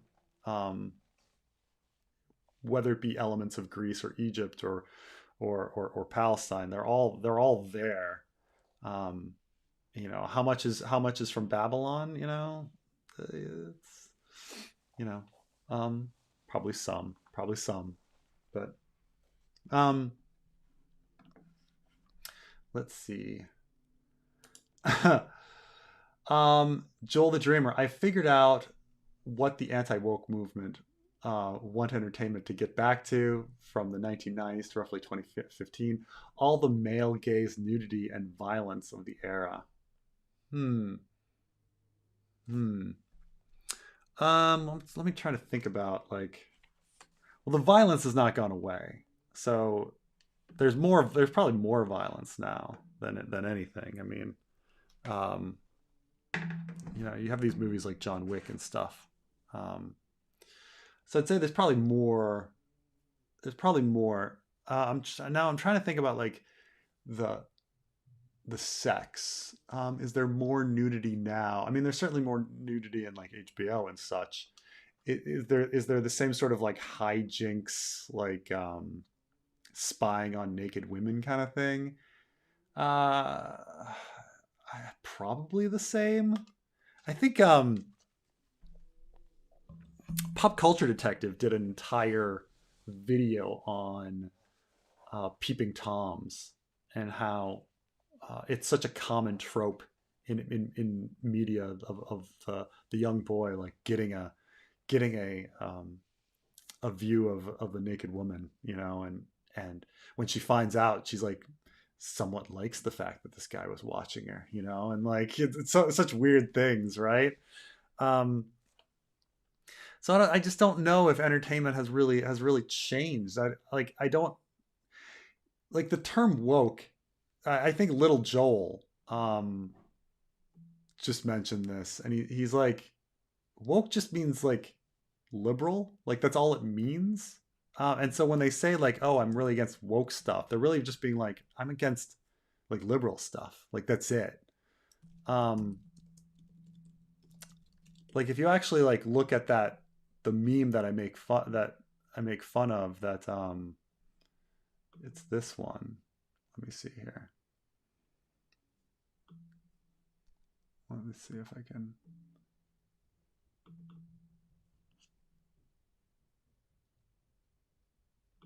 Does this somewhat up this brings in, hold on a second. Bump hello. How are you? What I miss? I killed 3 men. I've killed 3 people. What? Huh? You killed 3 people? I'm running from the cops. Oh. Here, let me headphones myself just in case. Even though, I wish I could like when you're back in the States, let me know. I want to buy you some new headphones, very comfortable ones that like have the little caddy. Yeah, You yeah. have to use them. Okay. All right. All right. Um, do you think, Carmine, that how has entertainment changed in, say, roughly the past decade? Like, what do you think has like the big changes? Um, Well, entertainment has changed quite a long ways. By the way, I disagree with Little Joel's assessment of what woke mm. means. It doesn't mean anything liberal. It just means stuff I don't like personally. Because like I showed you the screenshot. Like I was watching this trailer for Apple TV's. They're coming out with a new show about global warming. Kit Harington's Yeah. in it, and you can find me in the comment section. The guy goes, "Oh, this is woke," and I asked the man, like, "My man, genuinely speaking, what is woke about this? This is a legit question." And he goes, "Nice try." It just means things that you don't like, or that Shapiro or Crowder have like conditioned you not to like, or Tucker Carlson conditioned you not to like. Yeah. Like it doesn't woke doesn't mean anything anymore. What woke really is telling a white guy who specializes in Mexican cuisine he can't cook that because he's white. Like that's what woke really is being like an asshole, a pretentious douchey Right. asshole. That's really what it is. Right, but when you actually like look at like and keep in mind that Ben Shapiro, the Little Joel discussion was more about like Ben Shapiro defined woke as like these, and he Ben Shapiro's definition was like trying to get into the critical race theory kind of stuff, that it's about thinking that the system is about oppression and talking about that oppression and wanting to like like turn the oppression on its head.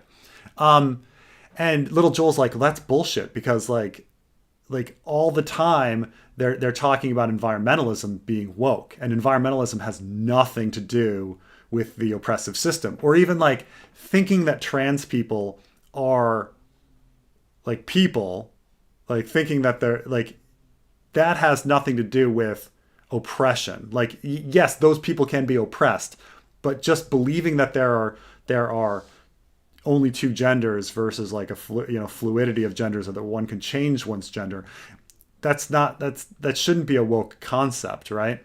And so that's why there's not really any logic to woke, because like and even when you pull this up, right, they have this like human earth and equality, feminism, rights, like diversity, safe zone, like What that's is this? Where did you get this? I just googled it. So like in those stupid uh, critical drinker videos, when he makes his joke over and over again um, about how Hollywood is shoving messages down our throat, he talks about the message, and then he brings up like this big meme of like all of those things, like environmentalism, equal rights, feminism, like all of these very disparate ideas, and they're all somehow woke. And the only thing that kind of links those things is that they tend to be left-wing ideas. Like that's it. And the fact that like environmentalism and global warming could be woke, and keep in mind, like this is completely a thing, because people start talking about that conspiracy about financial companies wanting to include information about whether something is environmentally sound in their investment schemes, like that has been called woke, and like DeSantis is trying to ban that kind of stuff and stuff like that. So I tend to agree that it's stuff. I mean, I think both you and Little Joel are right that it's just stuff that you don't like, but it happens. The people complaining about it happen to be conservative people, so the stuff that they happen to not like happens to be liberal stuff. So woke just means liberal. That's it. It's just a word to be like, I don't like liberal ideas. That's it. Right, right. When these bitches, yeah, they are bitches. When these bitches complain about woke, they mean liberal. But at the end of the day, what it ultimately means is stuff they don't like, which happens to be mostly liberal things. What annoys Yeah. me is that the left is so garbage at messaging, and they should really just call out what woke is to these people, stuff they don't personally like. But of Yeah. course, the left always sucks at as messaging, and they always will. Right. Right. I mean, in a sense, like, um, when woke came out and was a hip term way back in the day, it seems like an eternity ago. Like, it also wasn't very well defined. It was just kind of like, oh, dude, man, the guy's like, you know, on my path to becoming woke, like I'm gonna, you know, learn this and this, you know, about, you know, I spent some time in the city among black people, and now I understand a little more, and I'm a little more woke, you know, like it was, it was. So it started out as this nebulous thing, and then its nebulousness was used and by another group, you know. Mm-hmm. If Corlys saw Sunchaser in a shy, why didn't he pop in and say hi? You'd think he'd be either excited or eager to return, excited or eager to return a fugitive. Let me.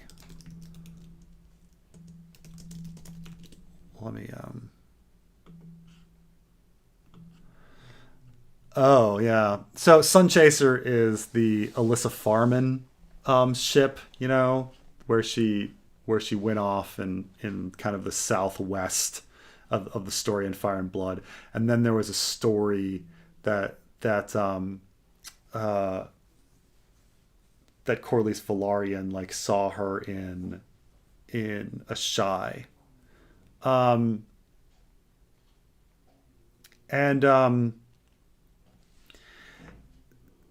I think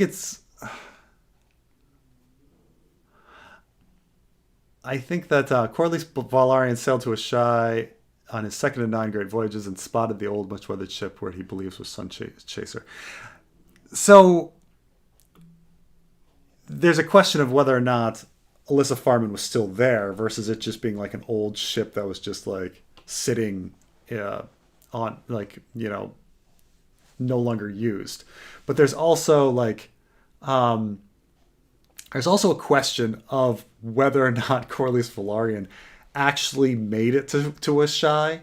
I understand that, like, why would we think he didn't? But if we're comparing him to, say, Marco Polo, there's a lot of people to question whether Marco Polo went as far as he went, and like, or Herodotus on his travels, where you go this far and then you hear stories of this far, and you want to tell those stories, so you kind of like make up the fact that you like went this far when you actually only went this far. So, you know, I haven't gone into it too much, but I do wonder about whether Corlys Velaryon, like, maybe he never actually made it as far as a shy, and he's been lying the entire time. But I think Alyssa Farman might have not been there. The ship might have been empty. It could have been like an old ship and sold and sitting up on blocks, that kind of thing. Because what they say, that it was a weathered ship. He spotted an old weathered ship that he believed was Sunchaser. Plus, isn't it dark in a shy all the time? These things don't add up. But, you know, I get it. So Carmine, what else has been going on? You got anything else in the news? Well, I spoke to Trey, and he's definitely down to record when you're down to record. Yeah. I got a list of topics we got to cover. You know, stuff about Rings of Power. There's some very depressing news about Rings of Power.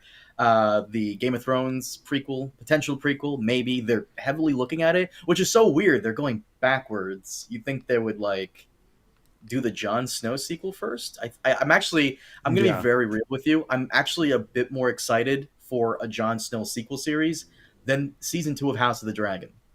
Yeah. Because we know what happens in season 2. We don't know what happens after the story ends. Yeah, that's true. Yeah.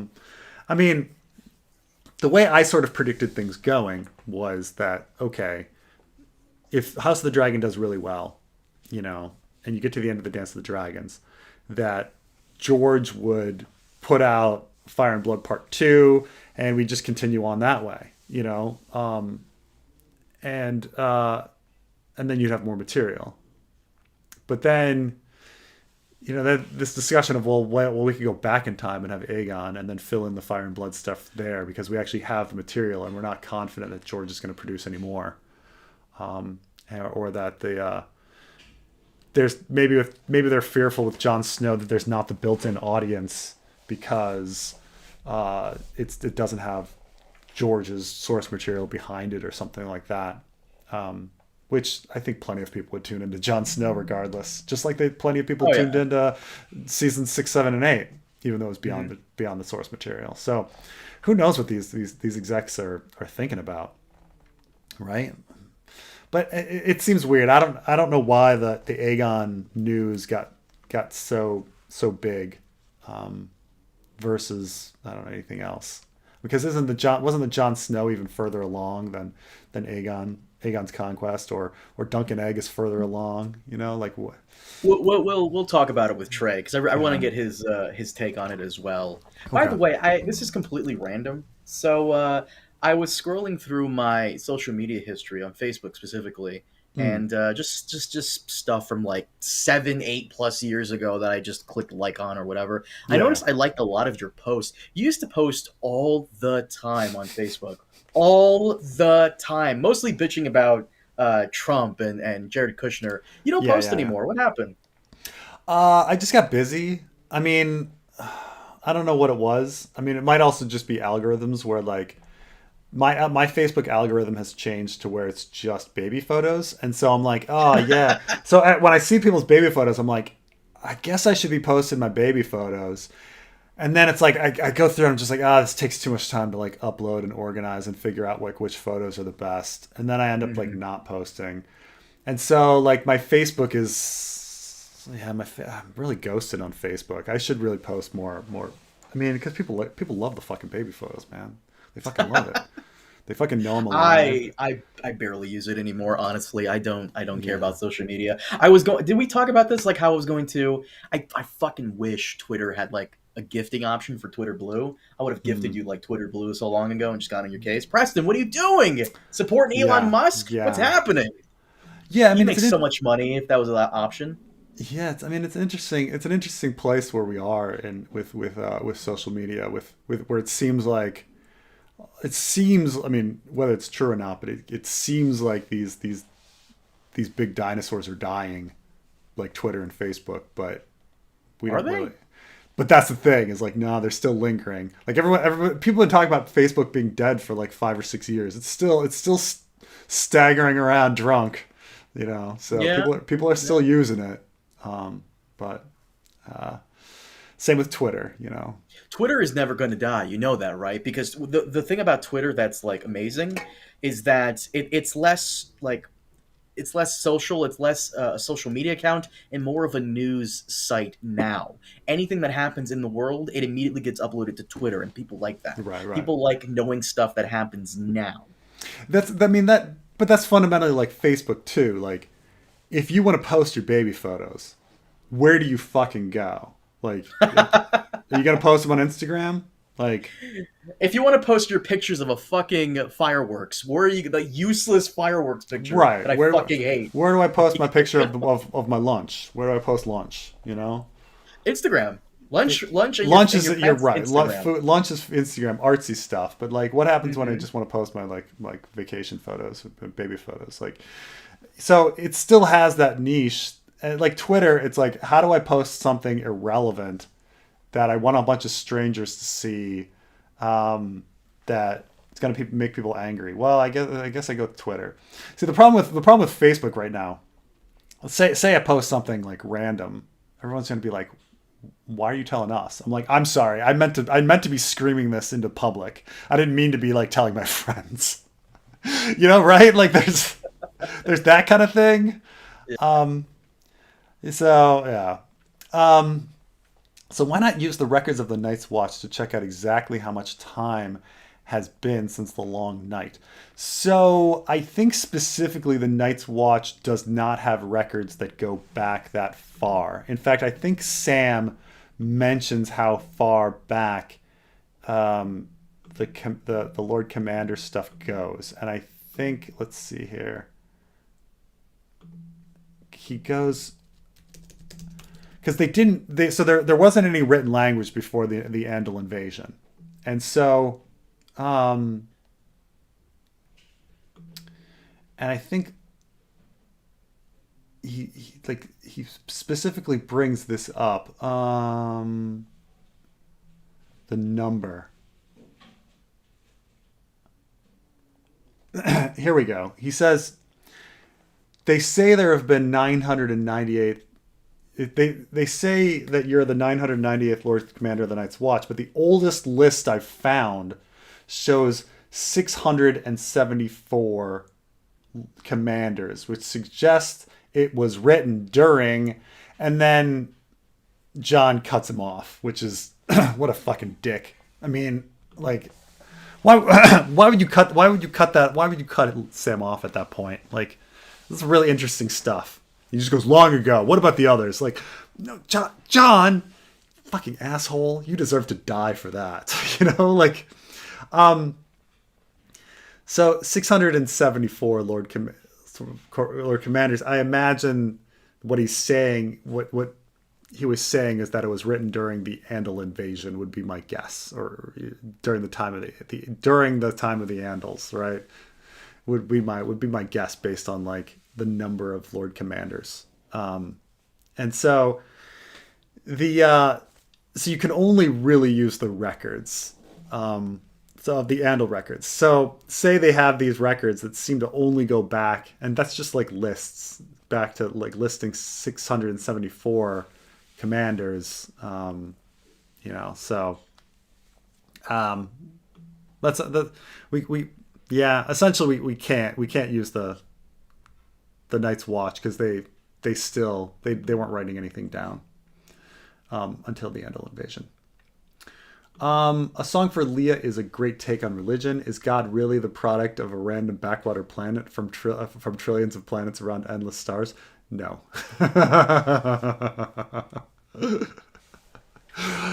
I mean, this is the so of course, like,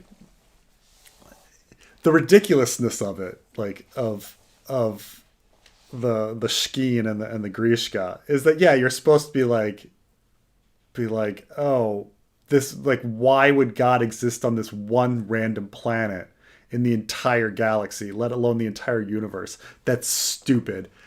Oh, right, that's Earth. Like, you're supposed to look at everything with the Shkeen and the Grishka and be like, oh, right, that's Earth. That's a really dumb idea.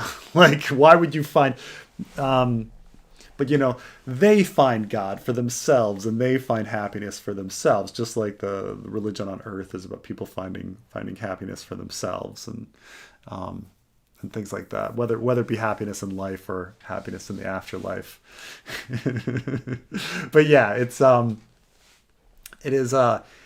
pretty great story. Arguably the best thing George R. Martin has ever written. You know, people can argue on it, but I think most people would put at least in the at minimum would put it in the top 10 things he's ever written. It's really a Song for Leah is up there, because someone was actually bothering me about this. Like, you should really get into George's other stuff, and I'm a Ice and Fire fan. I'm not a George fan, but if I was going to check out George's other stuff, this would be at the top. Yeah, absolutely. I would tell people, if you're going to read one other thing by George R. R. Martin, if you're going to read one other thing, make it A Song for Leah. Like, that's it. Like, that, my recommendation, just in the sense that, like, even if I don't even think it's like my favorite story, because my favorite story might be The Glass Flower, but like, it's going to be the story that tells you and informs you the most about Ice and Fire. Plus, it's a really fucking good story by itself, and it's a really good story by itself. It makes a really excellent comparison to religion and what religion is, and you know, being an atheist in a world of religion, and it all, you know, it just also just tells you a lot about like how he designed Ice and Fire with regards to like the werewood net and Children of the Forest and stuff like that. So it's no, it's a really great story.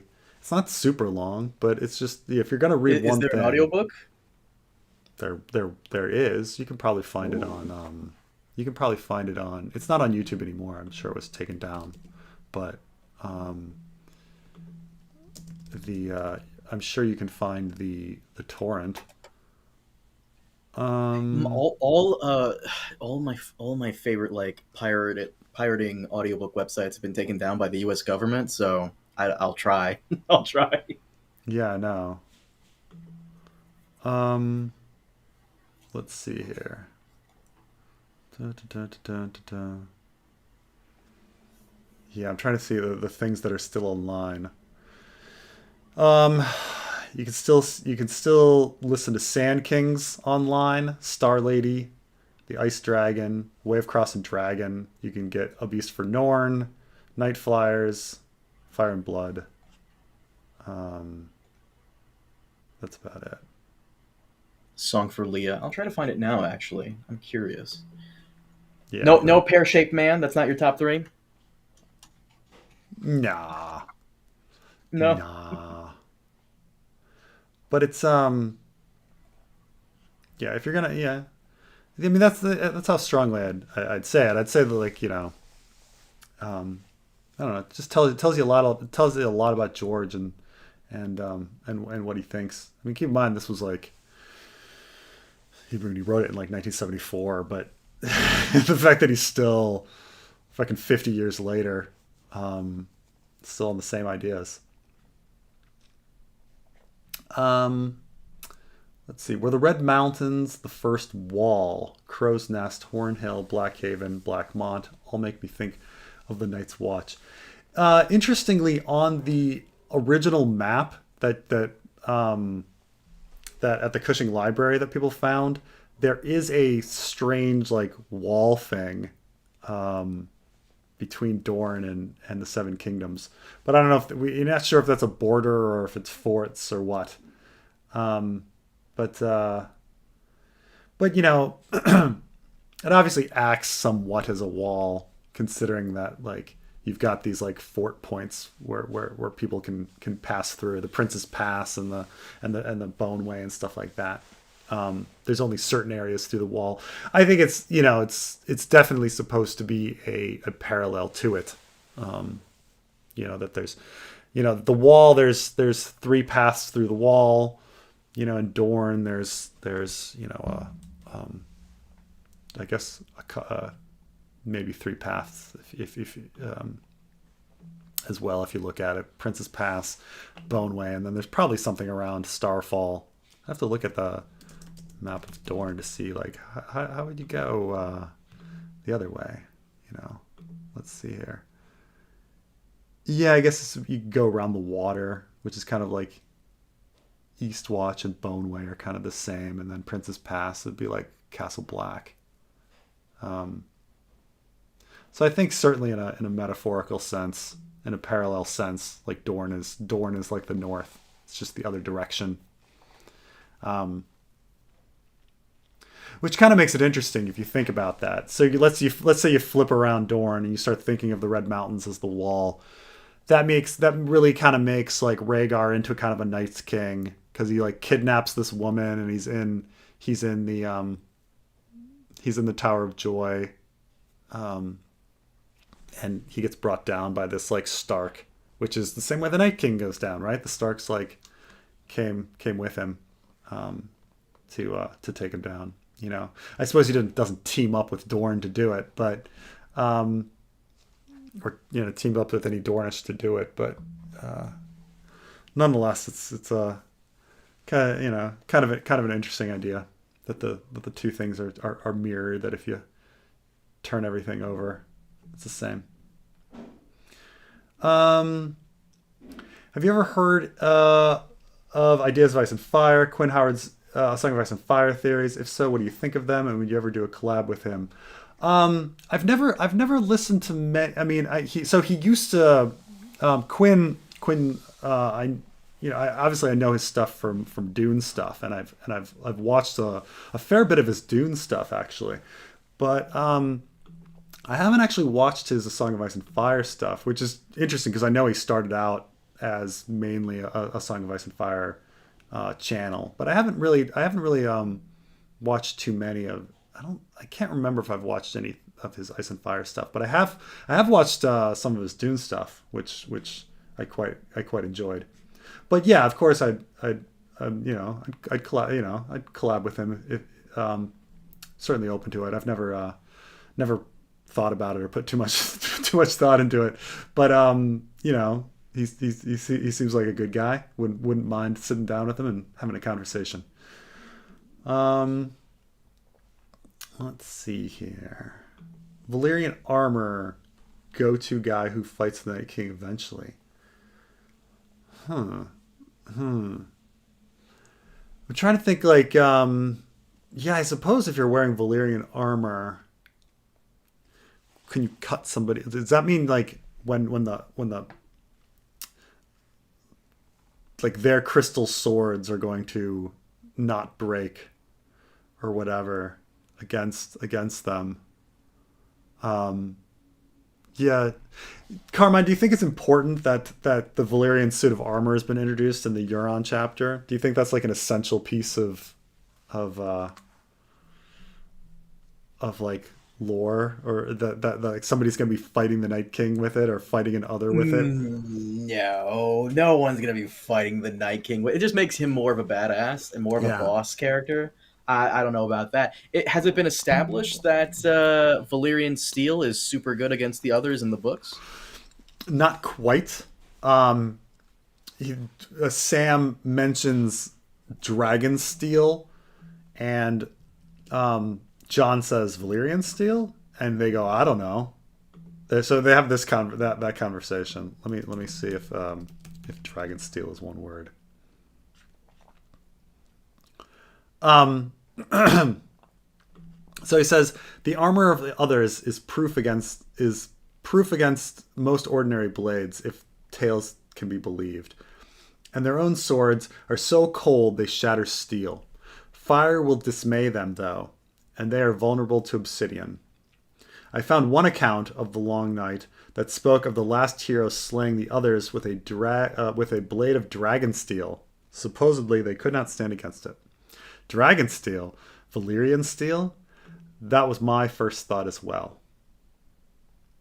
And so then he says, later he says, dragon steel, Sam called it, stronger than most common steel, lighter, harder, sharper. But words in the books were one thing. The true test came in battle. So, I think he was that the question of whether, I think they're talking about the question of bringing the Valyrian steel swords to. So if I can just convince the Lords of the Seven Kingdoms to give us their Valyrian blades, all is saved. That won't be hard, So it's kind of funny.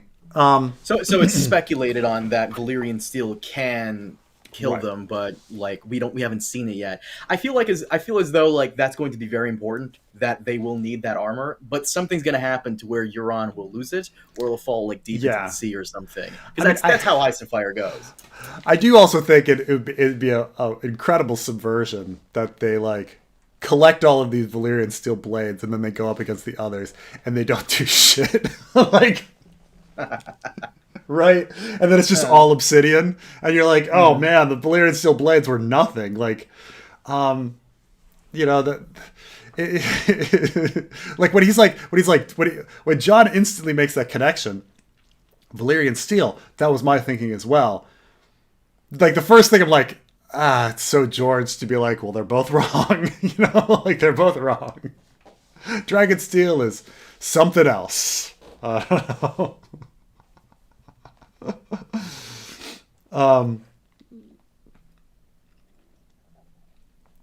This is back. This is an interesting point. By the way, how much longer will British monarchy exist? Probably past our lifetime. I think as long as James Bond movies exist, we will have the British monarchy. Otherwise, who does James serve? Look, this is the thing: is people really hate Charles, right? They really hate Charles, and if it's gonna survive Charles, it'll survive William. It'll go on. It'll survive. Is William after Charles? Yeah. Wait, William the William the Conqueror. William the bald guy that's that's married to Oh, Kate. Prince of Wales. Right, Yeah. right, right. Oh, Mhm. okay. Yeah. Oh, Yeah. it's definitely gonna be him in like a couple of years. That the current guy Charles looks like he's falling apart like as we speak. So, British people are very illogical when you talk to them about the monarchy. Like they can't ever Hmm. step back from it. And so like all my life they'd be like, I don't think Charles is ever going to be king. And you're like, why do you think that? And it was really because they don't like Charles. And so they were just like coming up with reasons. Charles is 74, which which is George R. R. Martin's age, by the way. So if you talk about Charles, but his mother and his grandmother were very long lived. So it's who knows? He could die tomorrow. He could die in literally 30 years. We have no clue. Like I think the Queen Mum was 101 when she died. Um, I think. Yeah, she was 101, the Queen Mum. And the Queen Elizabeth died at 96. So, granted, women live longer than men, but we're talking like a dude with the best doctors that exist on Earth. He's probably going to be around for another decade, if not, so it's, there's nothing, you say he's falling apart, but like, I mean, compared to George R. R. Martin, he looks like a fucking spring chicken. Like what? George has lost some weight. When He we saw him has. in a He couple interviews has. back, he lost some weight. He So lost a lot of weight. He's lost a lot of weight. Yeah, yeah. It's good. It's good. It's very good. But I think, look, I don't think British monarchy will last forever, but it's gonna last for as long as we're alive. Um, so what's he gonna do? What's he gonna do? what was that comment you wanted to talk about? The woke thing? I think I saw it. Um, what did I see it? Two Zorses have sex. Um, I forget what it was, but it was the wokest character in the book. It wasn't that one, but it was about uh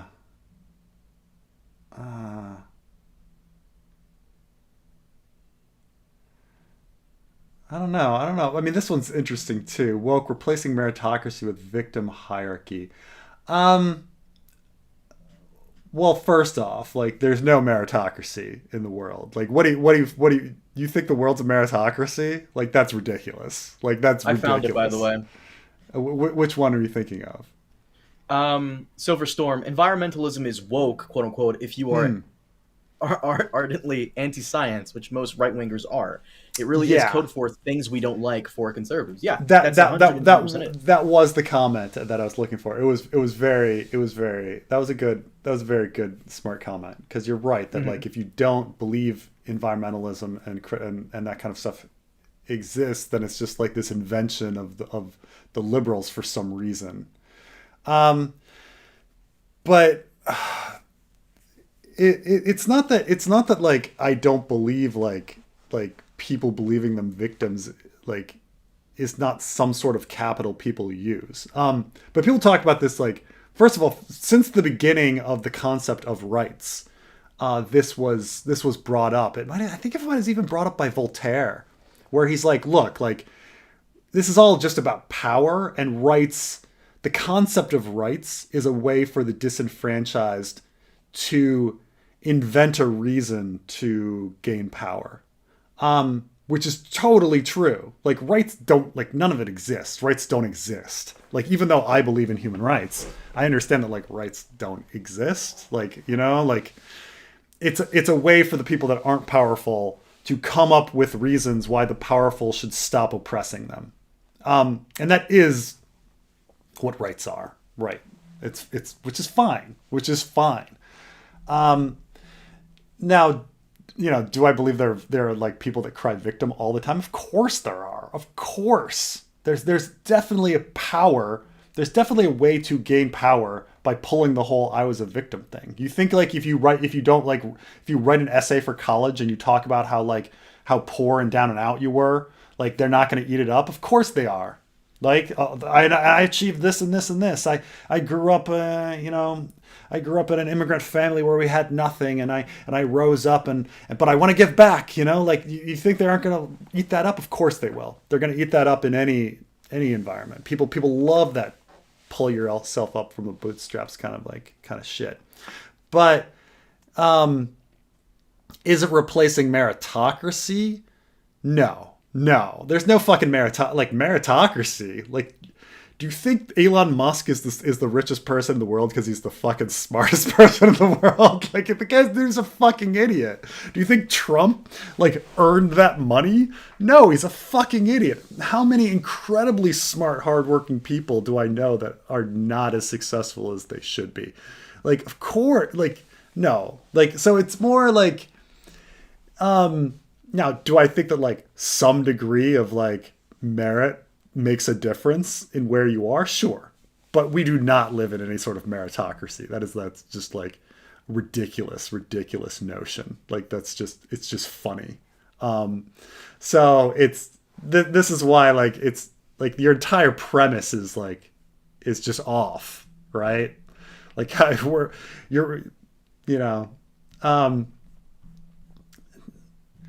So let's see here. Let's go down. I'm kind of past.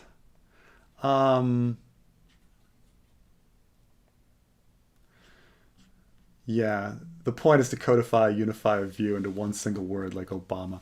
I mean, it's not, untrue. I think that in general, when it comes to flags or nation or whatever, you have a lot of disparate concepts that don't really unify well. But when you can throw a symbol at once at something, whether it be the American flag.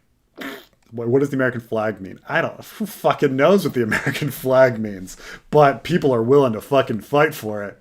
So it's it's funny. I had this conversation with someone a while ago about what a flag represents, and coincidentally it was with someone from Norway, and they're Norwegian. They they get benefits from Norway, so to them Norway's flag is whatever. To you as an American flag is whatever. But to someone like me, an immigrant, even as a kid living in another country, and even other immigrants who live in other countries and came here, the American flag represented quite a bit, and. Yeah, sure. For people who are not Americans or who don't live here, it has this great representation. Remember the Hong Kong protests? People were waving the American flag because to them it represented all of these great freedoms and whatnot that you couldn't find in China. But even in that demonstration, you're showing that the flag doesn't represent what people think it represents. Because if the flag, if you're saying that the flag represents all of the as an immigrant and the immigrant struggle, all of the great benefits that you're getting and the opportunity that you're having here that you couldn't have back in Brazil. If that's what the flag represents to you, I was born in America from a pretty well-to-do family. It doesn't represent that to me at all. So how are we both Americans? There's not a unifying narrative there. There's nothing that connects you and me and that flag and the concept of America through those sorts of things, because I'm not an immigrant and I didn't struggle, and none of those opportunity, none of that fucking opportunity over the shithole that I came from applies to me. So it's I understand that the flag can represent that to you, but it doesn't represent that to me, and it's not a unifying American concept at that point. It's just a thing that evokes personal emotional reaction to you that has nothing to do with me. So how are we both Americans? Do you understand what I'm saying?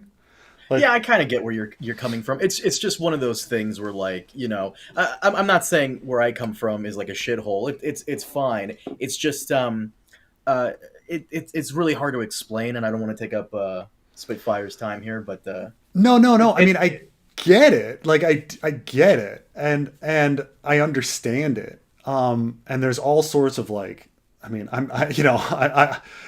married to a first generation or second generation. I mean, I guess I forget if like first generation or second generation is like if you're born or whatever. But like and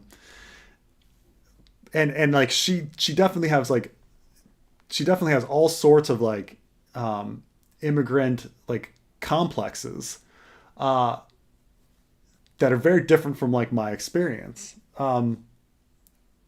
But like to somehow use this unifying word that's supposed to represent you and me together, like that it, like wouldn't apply. like say Carmine, like what, name a really common food that you hate that other people like. Like, do you like that I hate that other people like? Oh yeah, man, I like everything. do, Sushi. I'm not a fan of sushi.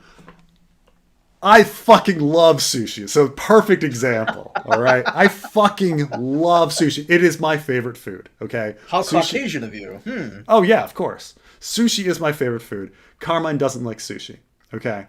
So what if I invent, let's say I have a term for like my friendship with you and sushi is that fucking like, is that flag. I like Carmine, we need a flag that represents you and my friendship. And it's going to be a flag with sushi on it.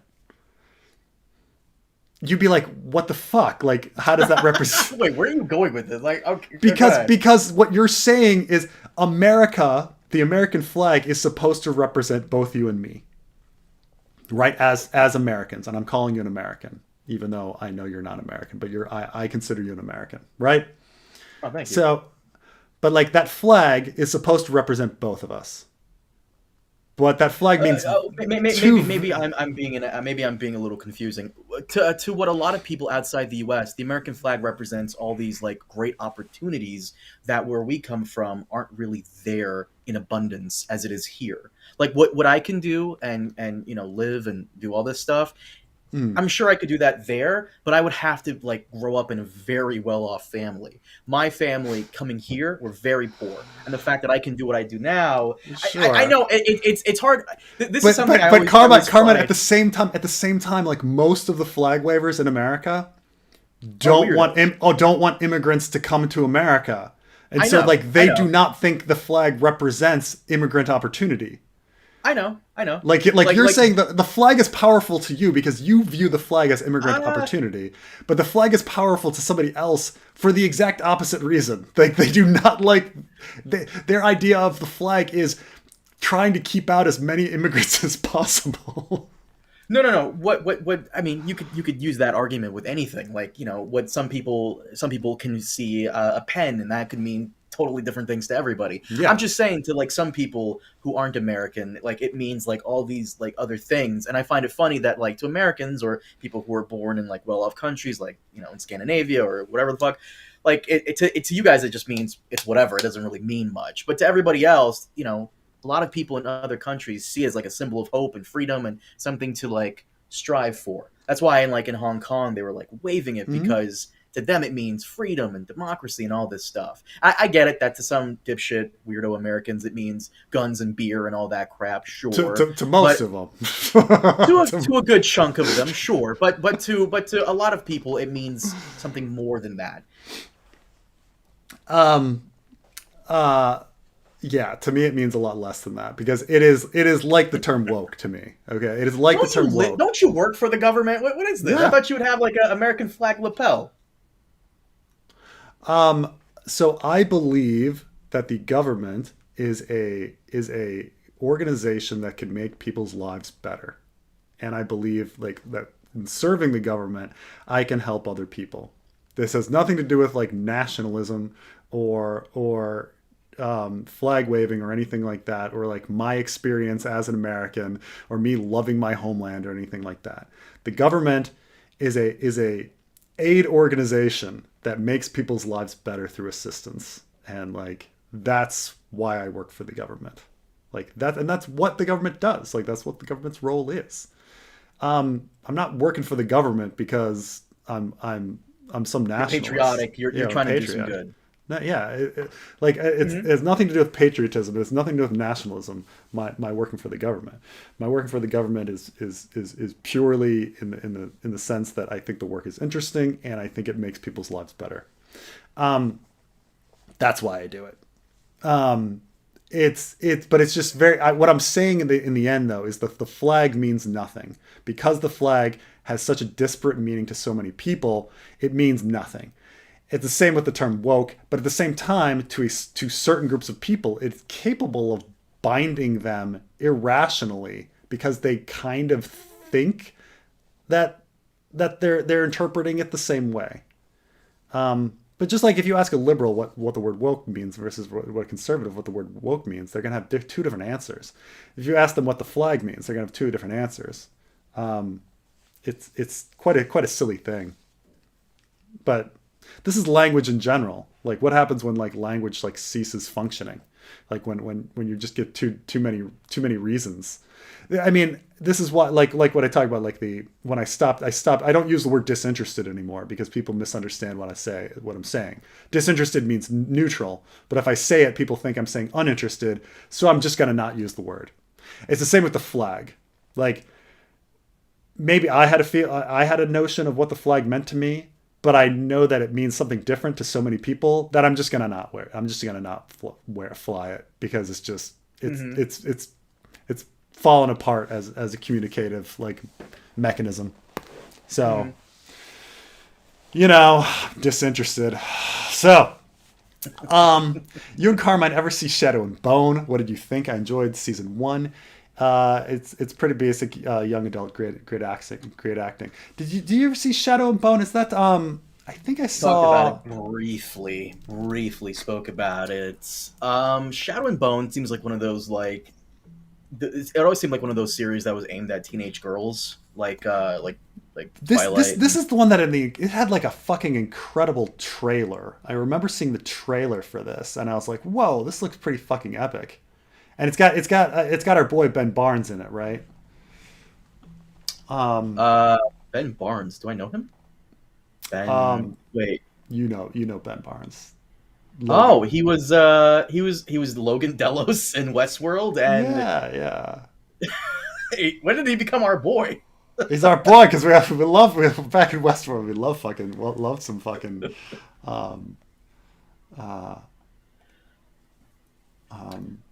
By the way, yeah, that guy's been like begging you to, because he's gotta go to work. That Anyo 13 guy. He's got to go to work, so he's been begging you to. Is this Wave asked? Yeah, because I think I answered this one already. I know, but I think there's this one about the British monarchy. I think I answered that one. But I love the detailed breakdowns, but I know you don't really agree with the Order of the Green Hands theory of Jon being Ned's firstborn son, the King Beyond the Wall being Arthur Dayne, Tormund being Gerald Hightower, and Oswald being the Half Hand. No, I don't really agree with that. I think that it's a bit much for all of these people being hidden back there. I mean, I've heard some crazy stories about the people at the Tower of Joy surviving and being transported back up, and this is why it was convenient that his companions were existing on the left side of the north and things like this for the ship to stop at, and stuff with the Shadow Tower and all sorts of stuff. But I think it's a bit much to have all of these characters be somebody else.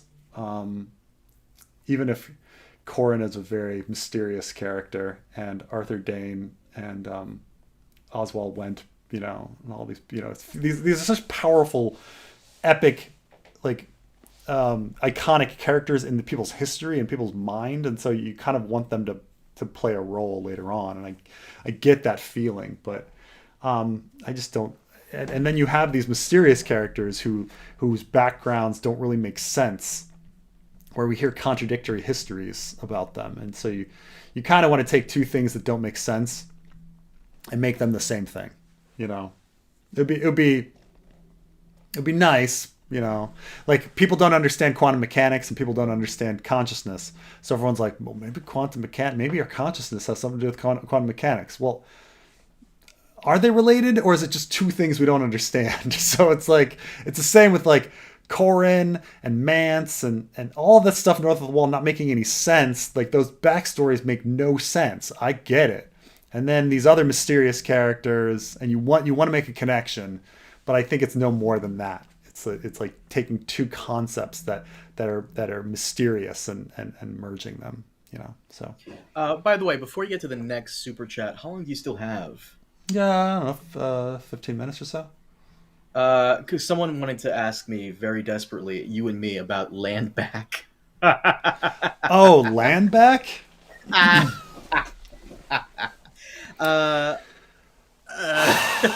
All I'll say to that is Vosh and Professor Flowers' discussion on land back. Yeah. I agree with Vosh on a lot of the points he made with land back. A lot of it doesn't make any sense. A lot of it relies on mental gymnastics. And Professor Flowers, if you can find me someone, Nick, the person who asked Nick, who can actually have a coherent discussion about land back and how that would realistically work. Because what are you going to do with the over 100 million white people and Asian people and all the other non-Native American people who live here? Where are you going to send them? Like, where are they going to go? Yeah. So I think I think there's land back in the small sense, and then there's land back in the more extreme sense. So I think when there are land back activists that are just like, wait a minute, like this public park or this public land that the government has used to belong to our tribe. Can we have that land back? Or this, even if it's owned privately, a tribe could say, look, this land was historic. It's very important to us. Can the government like take the land and then give it back to its original owners? And I can see instances in those specific cases where land back would work. And so I think Vosh is very careful when he talks about land back to not confuse the term, because there's like specific land back situations, like this land historically was ours. It was stolen from us at one time. Can we please have it back? And then there's like the larger thing, which was Professor Flowers' position, which is like all of the land is theirs. White people need to leave. Which is just like, well, that's never going to happen. Like you're not going to watch her follow-up video where she's like, you're lucky that like we only want land back and not like revenge for all the harsh treatment. Like, yo, what has happened? She went hard on like the aftermath video. So she's a little cuckoo. Oh, she's definitely cuckoo. And she's so cuckoo that she doesn't even like the concepts refuting her are so simple that it's like, and the fact that her like brain breaks down and she just ignores them, like in a very simple sense, like, okay, there are literally millions of white people who are married to black people. Like, if you're talking about land back, like where do those kids go? Are you talking about like separating families? Like, do you think, like, let's say you gave land back. Let's say you said, okay, the American Indians, you guys have the United States. And let's say the American Indians were like, you know what, black people get to stay and white people have to go. And then, all of a sudden you've got like hundreds of millions of refugees like heading back to Europe. Fine. But millions upon millions of people are in biracial relationships and have biracial families. Millions upon millions. Your family, Carmine. My family. Like, what do you tell those people? Like, you want to rip families apart? You want to like take children from people? You want to like take mothers or fathers away from their children? Like, the minute you kind of like ask those fairly simple questions, that kind of stuff would just like fall apart. Like, wait, you want to break millions of families apart? Well, then they'll be like, well, no, well, they'll have to figure that kind of thing out. Oh, really? Are they going to figure it out? Like, no, they're not. So it's stupid. It's all stupid. Like, once you examine like any sort of like, race-based, ethnic-based policy, things break down. And this is why, like, in general, I'm against race-based states or ethno-based states. Like, the minute you start getting into that real practical family stuff, it's ridiculous. It's ridiculous. And this is a big problem even in the Middle East, where you're like, where Christians and Muslims can't marry, or Jews and Muslims can't marry. You know, like it's just you're destroying individual families when you have these like segregating actions. And so it's, but you know, on the small scale, land back, like, yeah, there's certainly specific situations where you could say, well, this land is really important to us. It was taken from us. We'd like to give it back to this tribe and give it back to this tribe. I can definitely like see those things as legitimate, you know. There's an extra. I'm so sorry to Alex for taking up his time for his super chat, but there's an extra like little caveat here. I've noticed there are a lot of African Americans who believe that they are the original Native Americans, and that the Native Americans now are just white people cosplaying. I've seen a lot of this discussion happening all over the place. This is like Black Israelite stuff where they're like taking on like Mormon belief and stuff, and really crazy stuff like that. This is really like nutso stuff. Like and you know, there's a lot of, you know, the Black community is just like the white community in that there's plenty of religious zealot crazies, and the Black Israelite stuff is just fucking bonkers dumb. It's so fucking dumb. It makes me like not like the Wu-Tang Clan at all, because like the stuff that they like, you know, they mention in that, it's horrible. It's horrible stuff. It's ridiculous. So if you literally believe another race of people are like, you know, Satan's people and stuff, and have been tainted by like God and stuff like that, and your skin was made dark because of God's will, like, go get help. Like, go get help. Like, it's just like anybody. I mean, it's ridiculous. It's ridiculous. Who's my theory on who Coldhands is? I think Benjen. But he's not Benjen. Well, George said I did a whole video on that. George said he's not Benjen. Fuck George, he's Benjen. Are you gonna answer a Are you gonna bring back Coldhands in the fanfic, or is he just gone for good? No, Coldhands is back. Yeah, Coldhands is definitely back. I don't think it's important to kill. I mean, I think that he's obviously been old enough that like he's you know, he's got congealed blood in his hands and stuff like that. But he can't be so old that his body would start decaying. There might be a description of his cloak though, because I'd gone over this once, and his so he's dressed in mottled blacks and grays. So that makes me think his black cloak has aged a bit.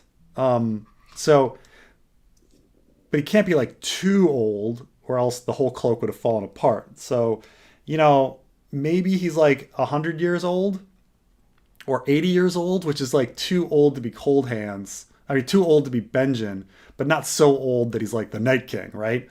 I think, if my guess is that he was just one of Bloodraven's like honor guard or something, I think he's just like one of Bloodraven's like companions, would be my guess.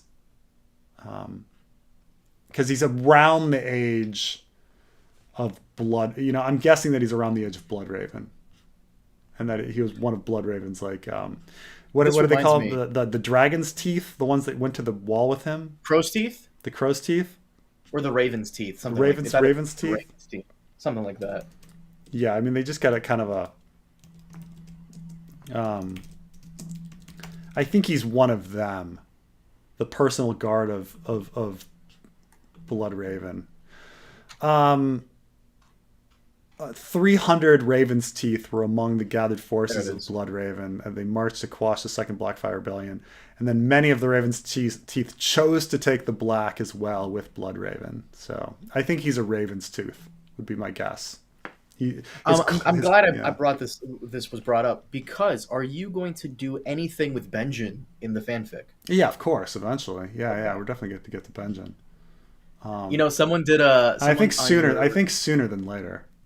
Yeah. Hold on one second. Someone on your Sweet Robin, well, not yours, but the Sweet Robin subreddit, someone put up, if you keep up this pace that you are now with the fanfic, you'll finish the Winds of Winter in about 8 years. Mm. Yeah. I mean, hopefully it won't. Hopefully it'll speed up a little bit. I mean, last year we had break because of House of the Dragon, and there's no break this year. But at the same time, like things are getting harder and slower. So I don't know. But yeah, I mean, hopefully it won't be. Hopefully it won't be 8 years. Hopefully it'll be like 5 or 6. But we'll see. We'll see how it goes. 5 or 6? Oh, man.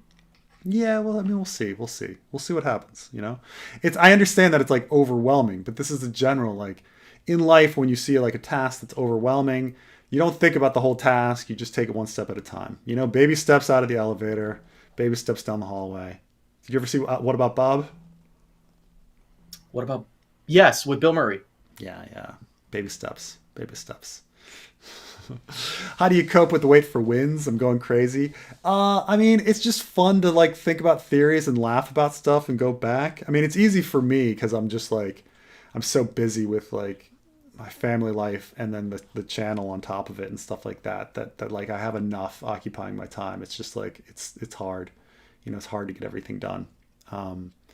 But like, there's always like more story and more ideas. It's amazing, like, even if it's all invented or whatever by people, it's still creative and fun and wonderful. So, it's good stuff.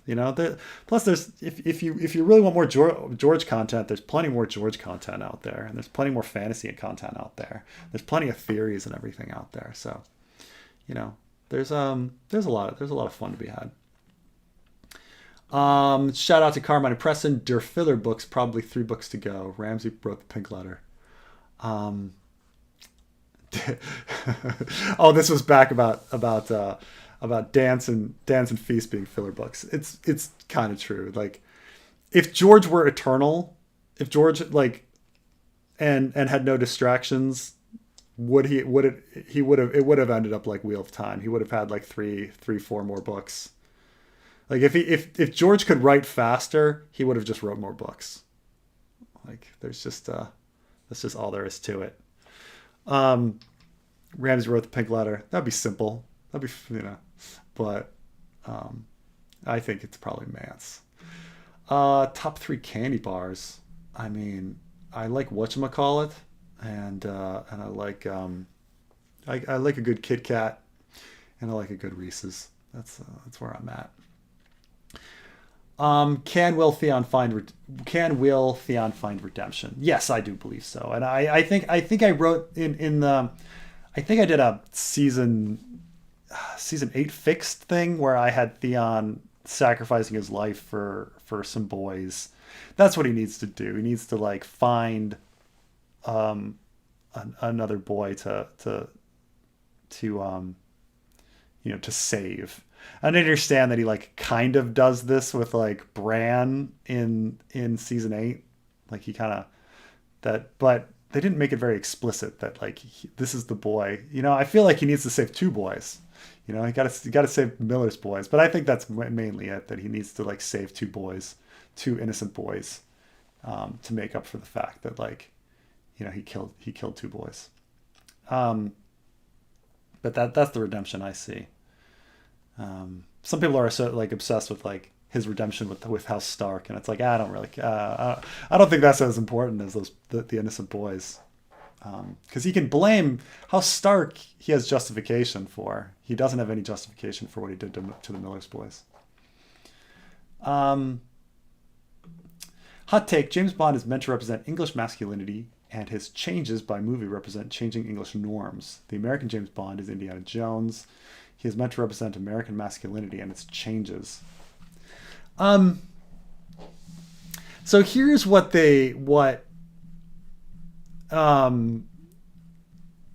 so I was recently having my brother-in-law's an archaeologist, and my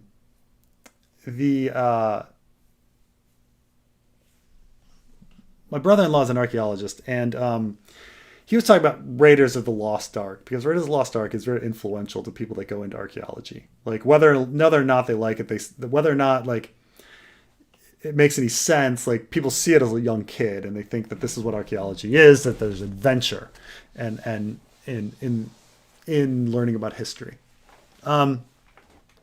And he recently made the comment that he could never show Raiders of the Lost Ark to like his students. Like it would just be, it's seen as far too problematic. Like, you know, running around the bazaars of Cairo and people with like, you know, swords and you know, it being its depiction of Egyptians and things like this in this movie. Or as others, as these other like foreign lesser peoples around the world. But I do think that interpretation of Raiders misses the point. Like George Lucas was certainly smart enough at the time to understand that the pulp comics that he read when he was young, that he based Indiana Jones off of, were ridiculous. Like he understood that it was ridiculous and that they were ironic. Like they were somewhat these swashbuckling adventures of an archaeologist. Like it's, you know, he understands that it's like completely dumb. Now you still can't make those jokes now. Like I get, like he understood that like that no one in India was eating monkey brains, but the idea that an American audience would think that Indians would be eating monkey brains is the thing that he's kind of playing off of. But even today, you couldn't do that because people would be like, well, some people don't know that you're making an ironic joke. Well, that's true. So George, you know, so I do think that like Indiana Jones, I don't know how much Indiana Jones changed over the course of his movies. Because he was always just ridiculous in all of them. Now, Bond, on the other hand, changing masculinity in English norms. I mean, all of these guys kind of existed at different times. It's not like Daniel Craig, which is a little more of the tough guy. It's not like those guys didn't exist during, say, Roger Moore's time or something like that. I mean, I think they're definitely in rebellion to each other, but I don't know if they represent any sort of, if that they're ever meant to represent English masculinity, and its changes. I mean, obviously, like generally speaking, he's had to change. Like we can't have him be as rapey as he was when he was Sean Connery. But I've seen some of those old scenes where he slaps a woman's ass. Like it's, oh yeah, you can't. By the way, Alex, my God, out of the 37,000 super chats you've done this stream, this one's the best one. I really like this whole thing here. The American James Bond is Indiana Jones. He's so right. He's so right about that. Yeah, the American James Bond is Indiana Jones. Oh yeah, he's meant to represent American masculinity and its changes. I like that. I mean, I think the question is James Bond supposed to be as ridiculous in pulp as Indiana Jones was? Certainly Roger Moore, and later even late Sean Connery was supposed to be that. Like they understood how ridiculous James Bond had become. Maybe from the beginning, how ridiculous it all is. Like these spy stories, are they as pulpy as? What's weird is the shift from pulp to gritty and real. You know, like that's kind of the weird thing is when you try to ground it, because I don't know if like it was ever supposed to be that. You know, I mean, I guess, you know, Indiana Jones never got gritty,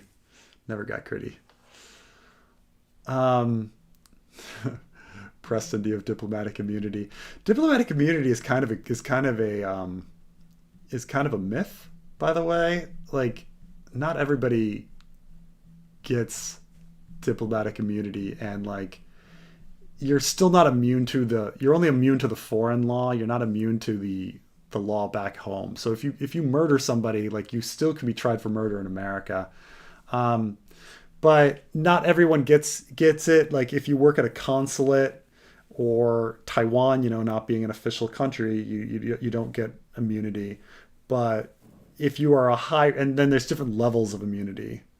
But generally speaking, if you're a high-ranking person at a embassy, you might have, or if you're, a spy, you would have probably full diplomatic immunity.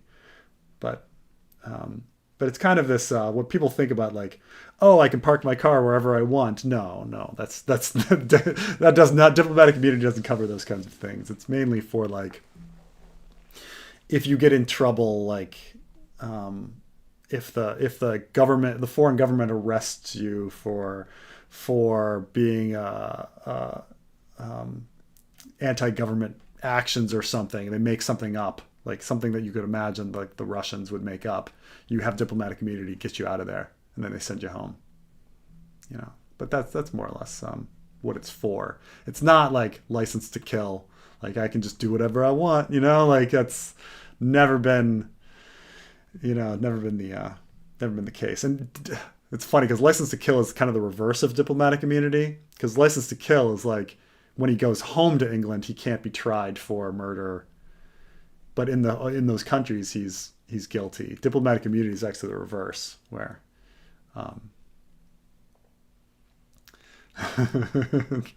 there's over 1 billion people in India. Are you trying to say that there's hasn't a few that tasted monkey brains? Yeah, no. That's true. He did rape 3 movies ago. We're talking about when Daniel Craig, like, goes into the shower with the sex worker. Was that the bad scene? Is that Quantum of Solace? Because I haven't seen Quantum of Solace. Might be Quantum of Solace. I think it is. I think it is Quantum of Solace, where he, like, yeah. More importantly, do you get the special lane at the airport? Yes, I do get the special. You're only allowed to use it when you're going in and out on official business. But yeah, special lane at the airport. Oh, that American woman in the UK definitely did kill that one teenager, though. So, yeah, I know what you're talking about, because she was like the wife of somebody, right? So even beyond diplomatic immunity, if you make the news, or if you're like, there are certain situations where the American government's going to let you rot, and there's certain situations where they're not. And let me tell you, if you make it to the news, they're going to be less likely to let you rot, because they don't want to look bad. So, say you are, say you go to, I don't know, picking a random country, Morocco, and you're selling drugs in Morocco, and the Moroccan government arrests you and puts you in jail. The American government will probably let you rot. They're like, however, if you are an important person or a celebrity, or somehow, like, you twist your case into something political. Oh no, they're arresting me for political reasons. I'm actually a democracy demonstrator or something. And it makes it onto a news page. All of a sudden, they're like, oh God, I guess we're going to have to figure out how to get this person home. So it's not consistent. But I would definitely, like, not be looking for any sort of, like, rule, and you're definitely rolling the dice if you're committing a crime abroad and you get caught, because more often than not, you are going to be left to rot. The government is not here to save you, which is funny because, like, I remember there used to be this series on TV that only made it a few episodes called The American Embassy. And they really framed, like, embassies as, like, this lifeline for, like, American citizens abroad. Like, they're only people that will advocate for them. Nobody's advocating for you. You're on your own. You're on your own. There's little things that an embassy can do. Like, if you are, say you are an American citizen and you're married to somebody abroad and you are being abused, and you show up at the American embassy and you're like, please send me back to America, they will give you a loan to allow you to buy a plane ticket, and then you have to pay back that loan. Like, they'll do, like, the bare minimum to help you out. Like,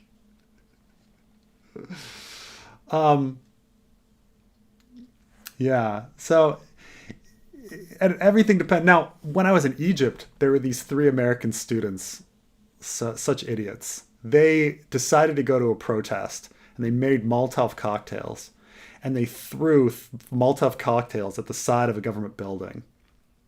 And you're like, oh my God, you idiots. Like, what were you thinking? And they got arrested and put in jail. And it's like, oh, well, luckily they were rich kids, and their parents like contacted their congressman, and and then all of a sudden, like, the government, the embassy had to like argue to try to get these boys out of there, and they got the boys out of there and sent home. But it's like, had those kids not had rich parents, never would have happened. But yeah, so you just gotta, everything's inconsistent. There's no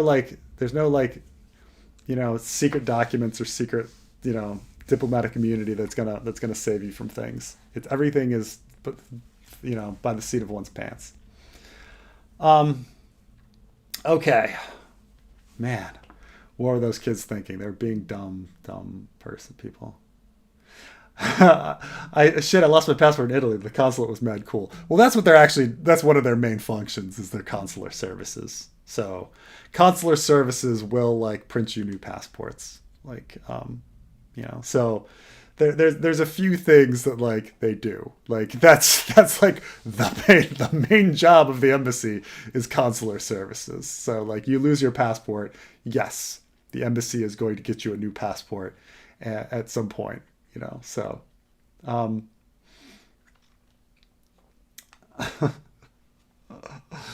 this is an interesting question, kind of weird. Which is more woke, Israel or Palestine, and which is more woke to support, and why are they not the same? The same. I don't know if it's really woke to support either. I don't think these are on the woke radar. But it's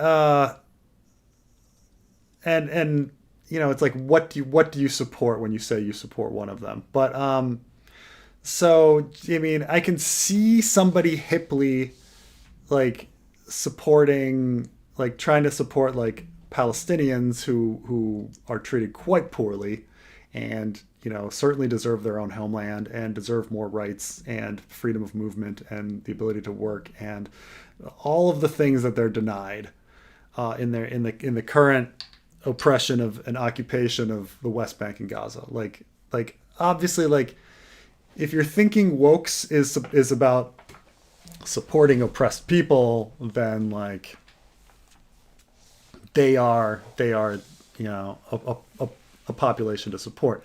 However, like, if you talk to these people, these Palestinians, well, most of them are pretty extreme, like conservative individuals, very religious, very right wing. So by supporting them, you're not supporting anyone that's like-minded to you. Meanwhile, with like Israel is a diverse place with a lot of diverse thought. You got atheists, you have like hard right-wing religious zealots, all living in the same place. So, I mean, if you're talking about pressing people, like, Israel, besides like them having a pride parade like every year, I don't know if there's too much. I mean, that's they love the pride parade. It's such a good publicity for them. But like, they keep electing this like Netanyahu who's like as bad as Trump, like just over and over again. They can't get rid of this guy. So it's I don't know. I mean, supporting the Israeli government versus like the Israeli people, because again, the Israeli people, there's literally millions of cool Israelis. Like there's wonderful, and there's really nice Palestinians. So it's like, which side? Like, I don't know. Picking Palestine and Israel is like supporting the blacks versus the greens. Neither side is 100% redeemable. Yeah, I mean, it's just that the Palestinian side has so much less power that it's hard. And so it's but I sympathize with both peoples. Like both peoples, like can live a better life if we get rid of these freaking horrible laws and horrible leaders. Like both peoples could have much better lives. And so it's tough. Um,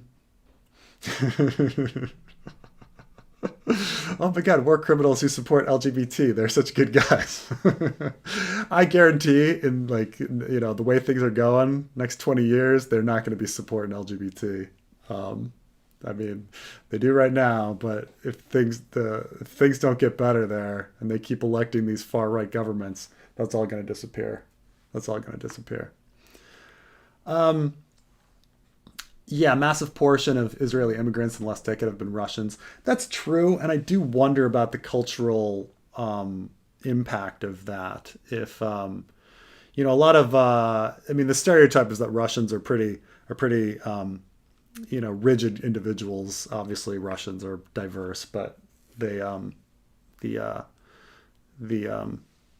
but that it might be the fact that many Russians are so rigid that has affected like the voting population. Israel's an apartheid state. Obviously it's not race based like South Africa, but it's yeah. You've got different groups of people with different sets of rights, and so I don't really is I'm not for that. I'm not for any system that doesn't have equal rights, where you have separate sets of rights for different people, in general. Yeah, I find sizable number of people support Palestine because they hate Jews. It's not that I haven't met people like that. It tends not to be like the American perception of the whole thing.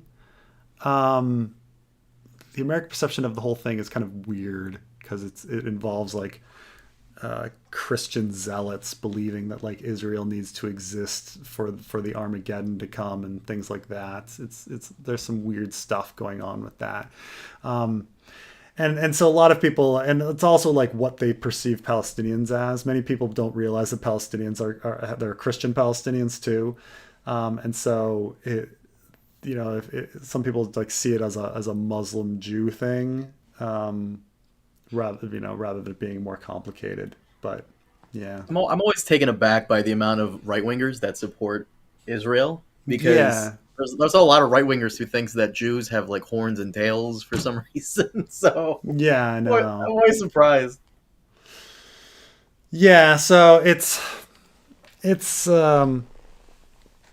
I mean, what they really need there is they need a secular state that doesn't differentiate religions. That's what they need, for that area, and nobody is willing to do that. But they just need to stop classifying people by these religions and treating them with different rights based on their religions. It's yeah, people do like to use anti-Semitism as a shield for criticism against the state of Israel. They do. Obviously.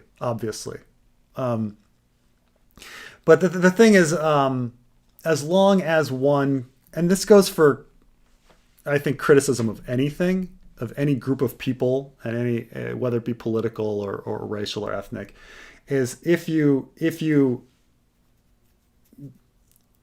make your criticisms very specific at a policy, and you have policy and solution, okay, you're going to steer clear of these accusations. But if you keep things in generalizations, then you're open to criticism. Like if somebody just like is just like, well, I hate Israel, and you don't really give a reason, you're going, people can take that and interpret it many ways. You might get many supporters because people can hate Israel for many reasons, but you're also going to get people that are going to dismiss you and say, well, you're just anti-Semitic.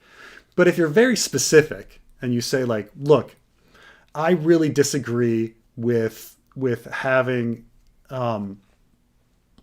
an occupation of lands where people have different sets of rights, and that these people can't move, and you're very specific, no one can be like, well, that sounds like Jew hating, like.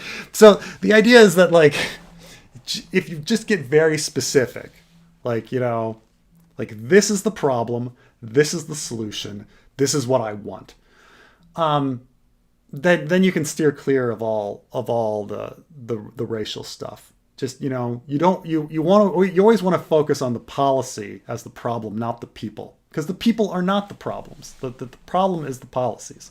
So, you never want to say, like, I hate Israel, or I hate Israelis, or I hate Palestinians, or I hate Palestine, or I support Israel, I support Palestine, because those are all really stupid things. Like, what you support are, like, certain policies and systems that can make people's lives better or worse. And I think this all goes back to, like, Carmine talking about, like my working for government, like what I think government does. Like, I think certain these certain mechanisms of government make people's lives better, and that's why I work for the government. Versus, like, well, America, like, something kind of, like, abstract that doesn't really mean anything, versus, like, something that's very, like, defined. So that's my whole thing. I mean, when people were like, "Oh, what do you think of Israel?" Well, it's a big thing. There's so many great Israeli people that exist in the world, and there's specific policies that I disagree with, that I believe that the government of Israel should change. And that's the end of it. So. Did time traveling Bran send the cat's paw? Will Dany stand Essos? I think that fundamentally, on a time traveling Bran is causing all of these events to happen, but I think that in the end, Littlefinger sent the cat's paw. I think that just makes the most sense. And no, Dany will not stand Essos. Dany will definitely come back. Anyway, I think. I think any last things. I need to been on here for 3 hours 15 minutes, so I'm going to take a break soon. But yes, gotta run. Stay Zorsey. Last scene of Zorse. Carmine, thank you for joining me. Mm-hmm. Of course. Yeah. And I will see you guys next time. Thanks a bunch. Bye.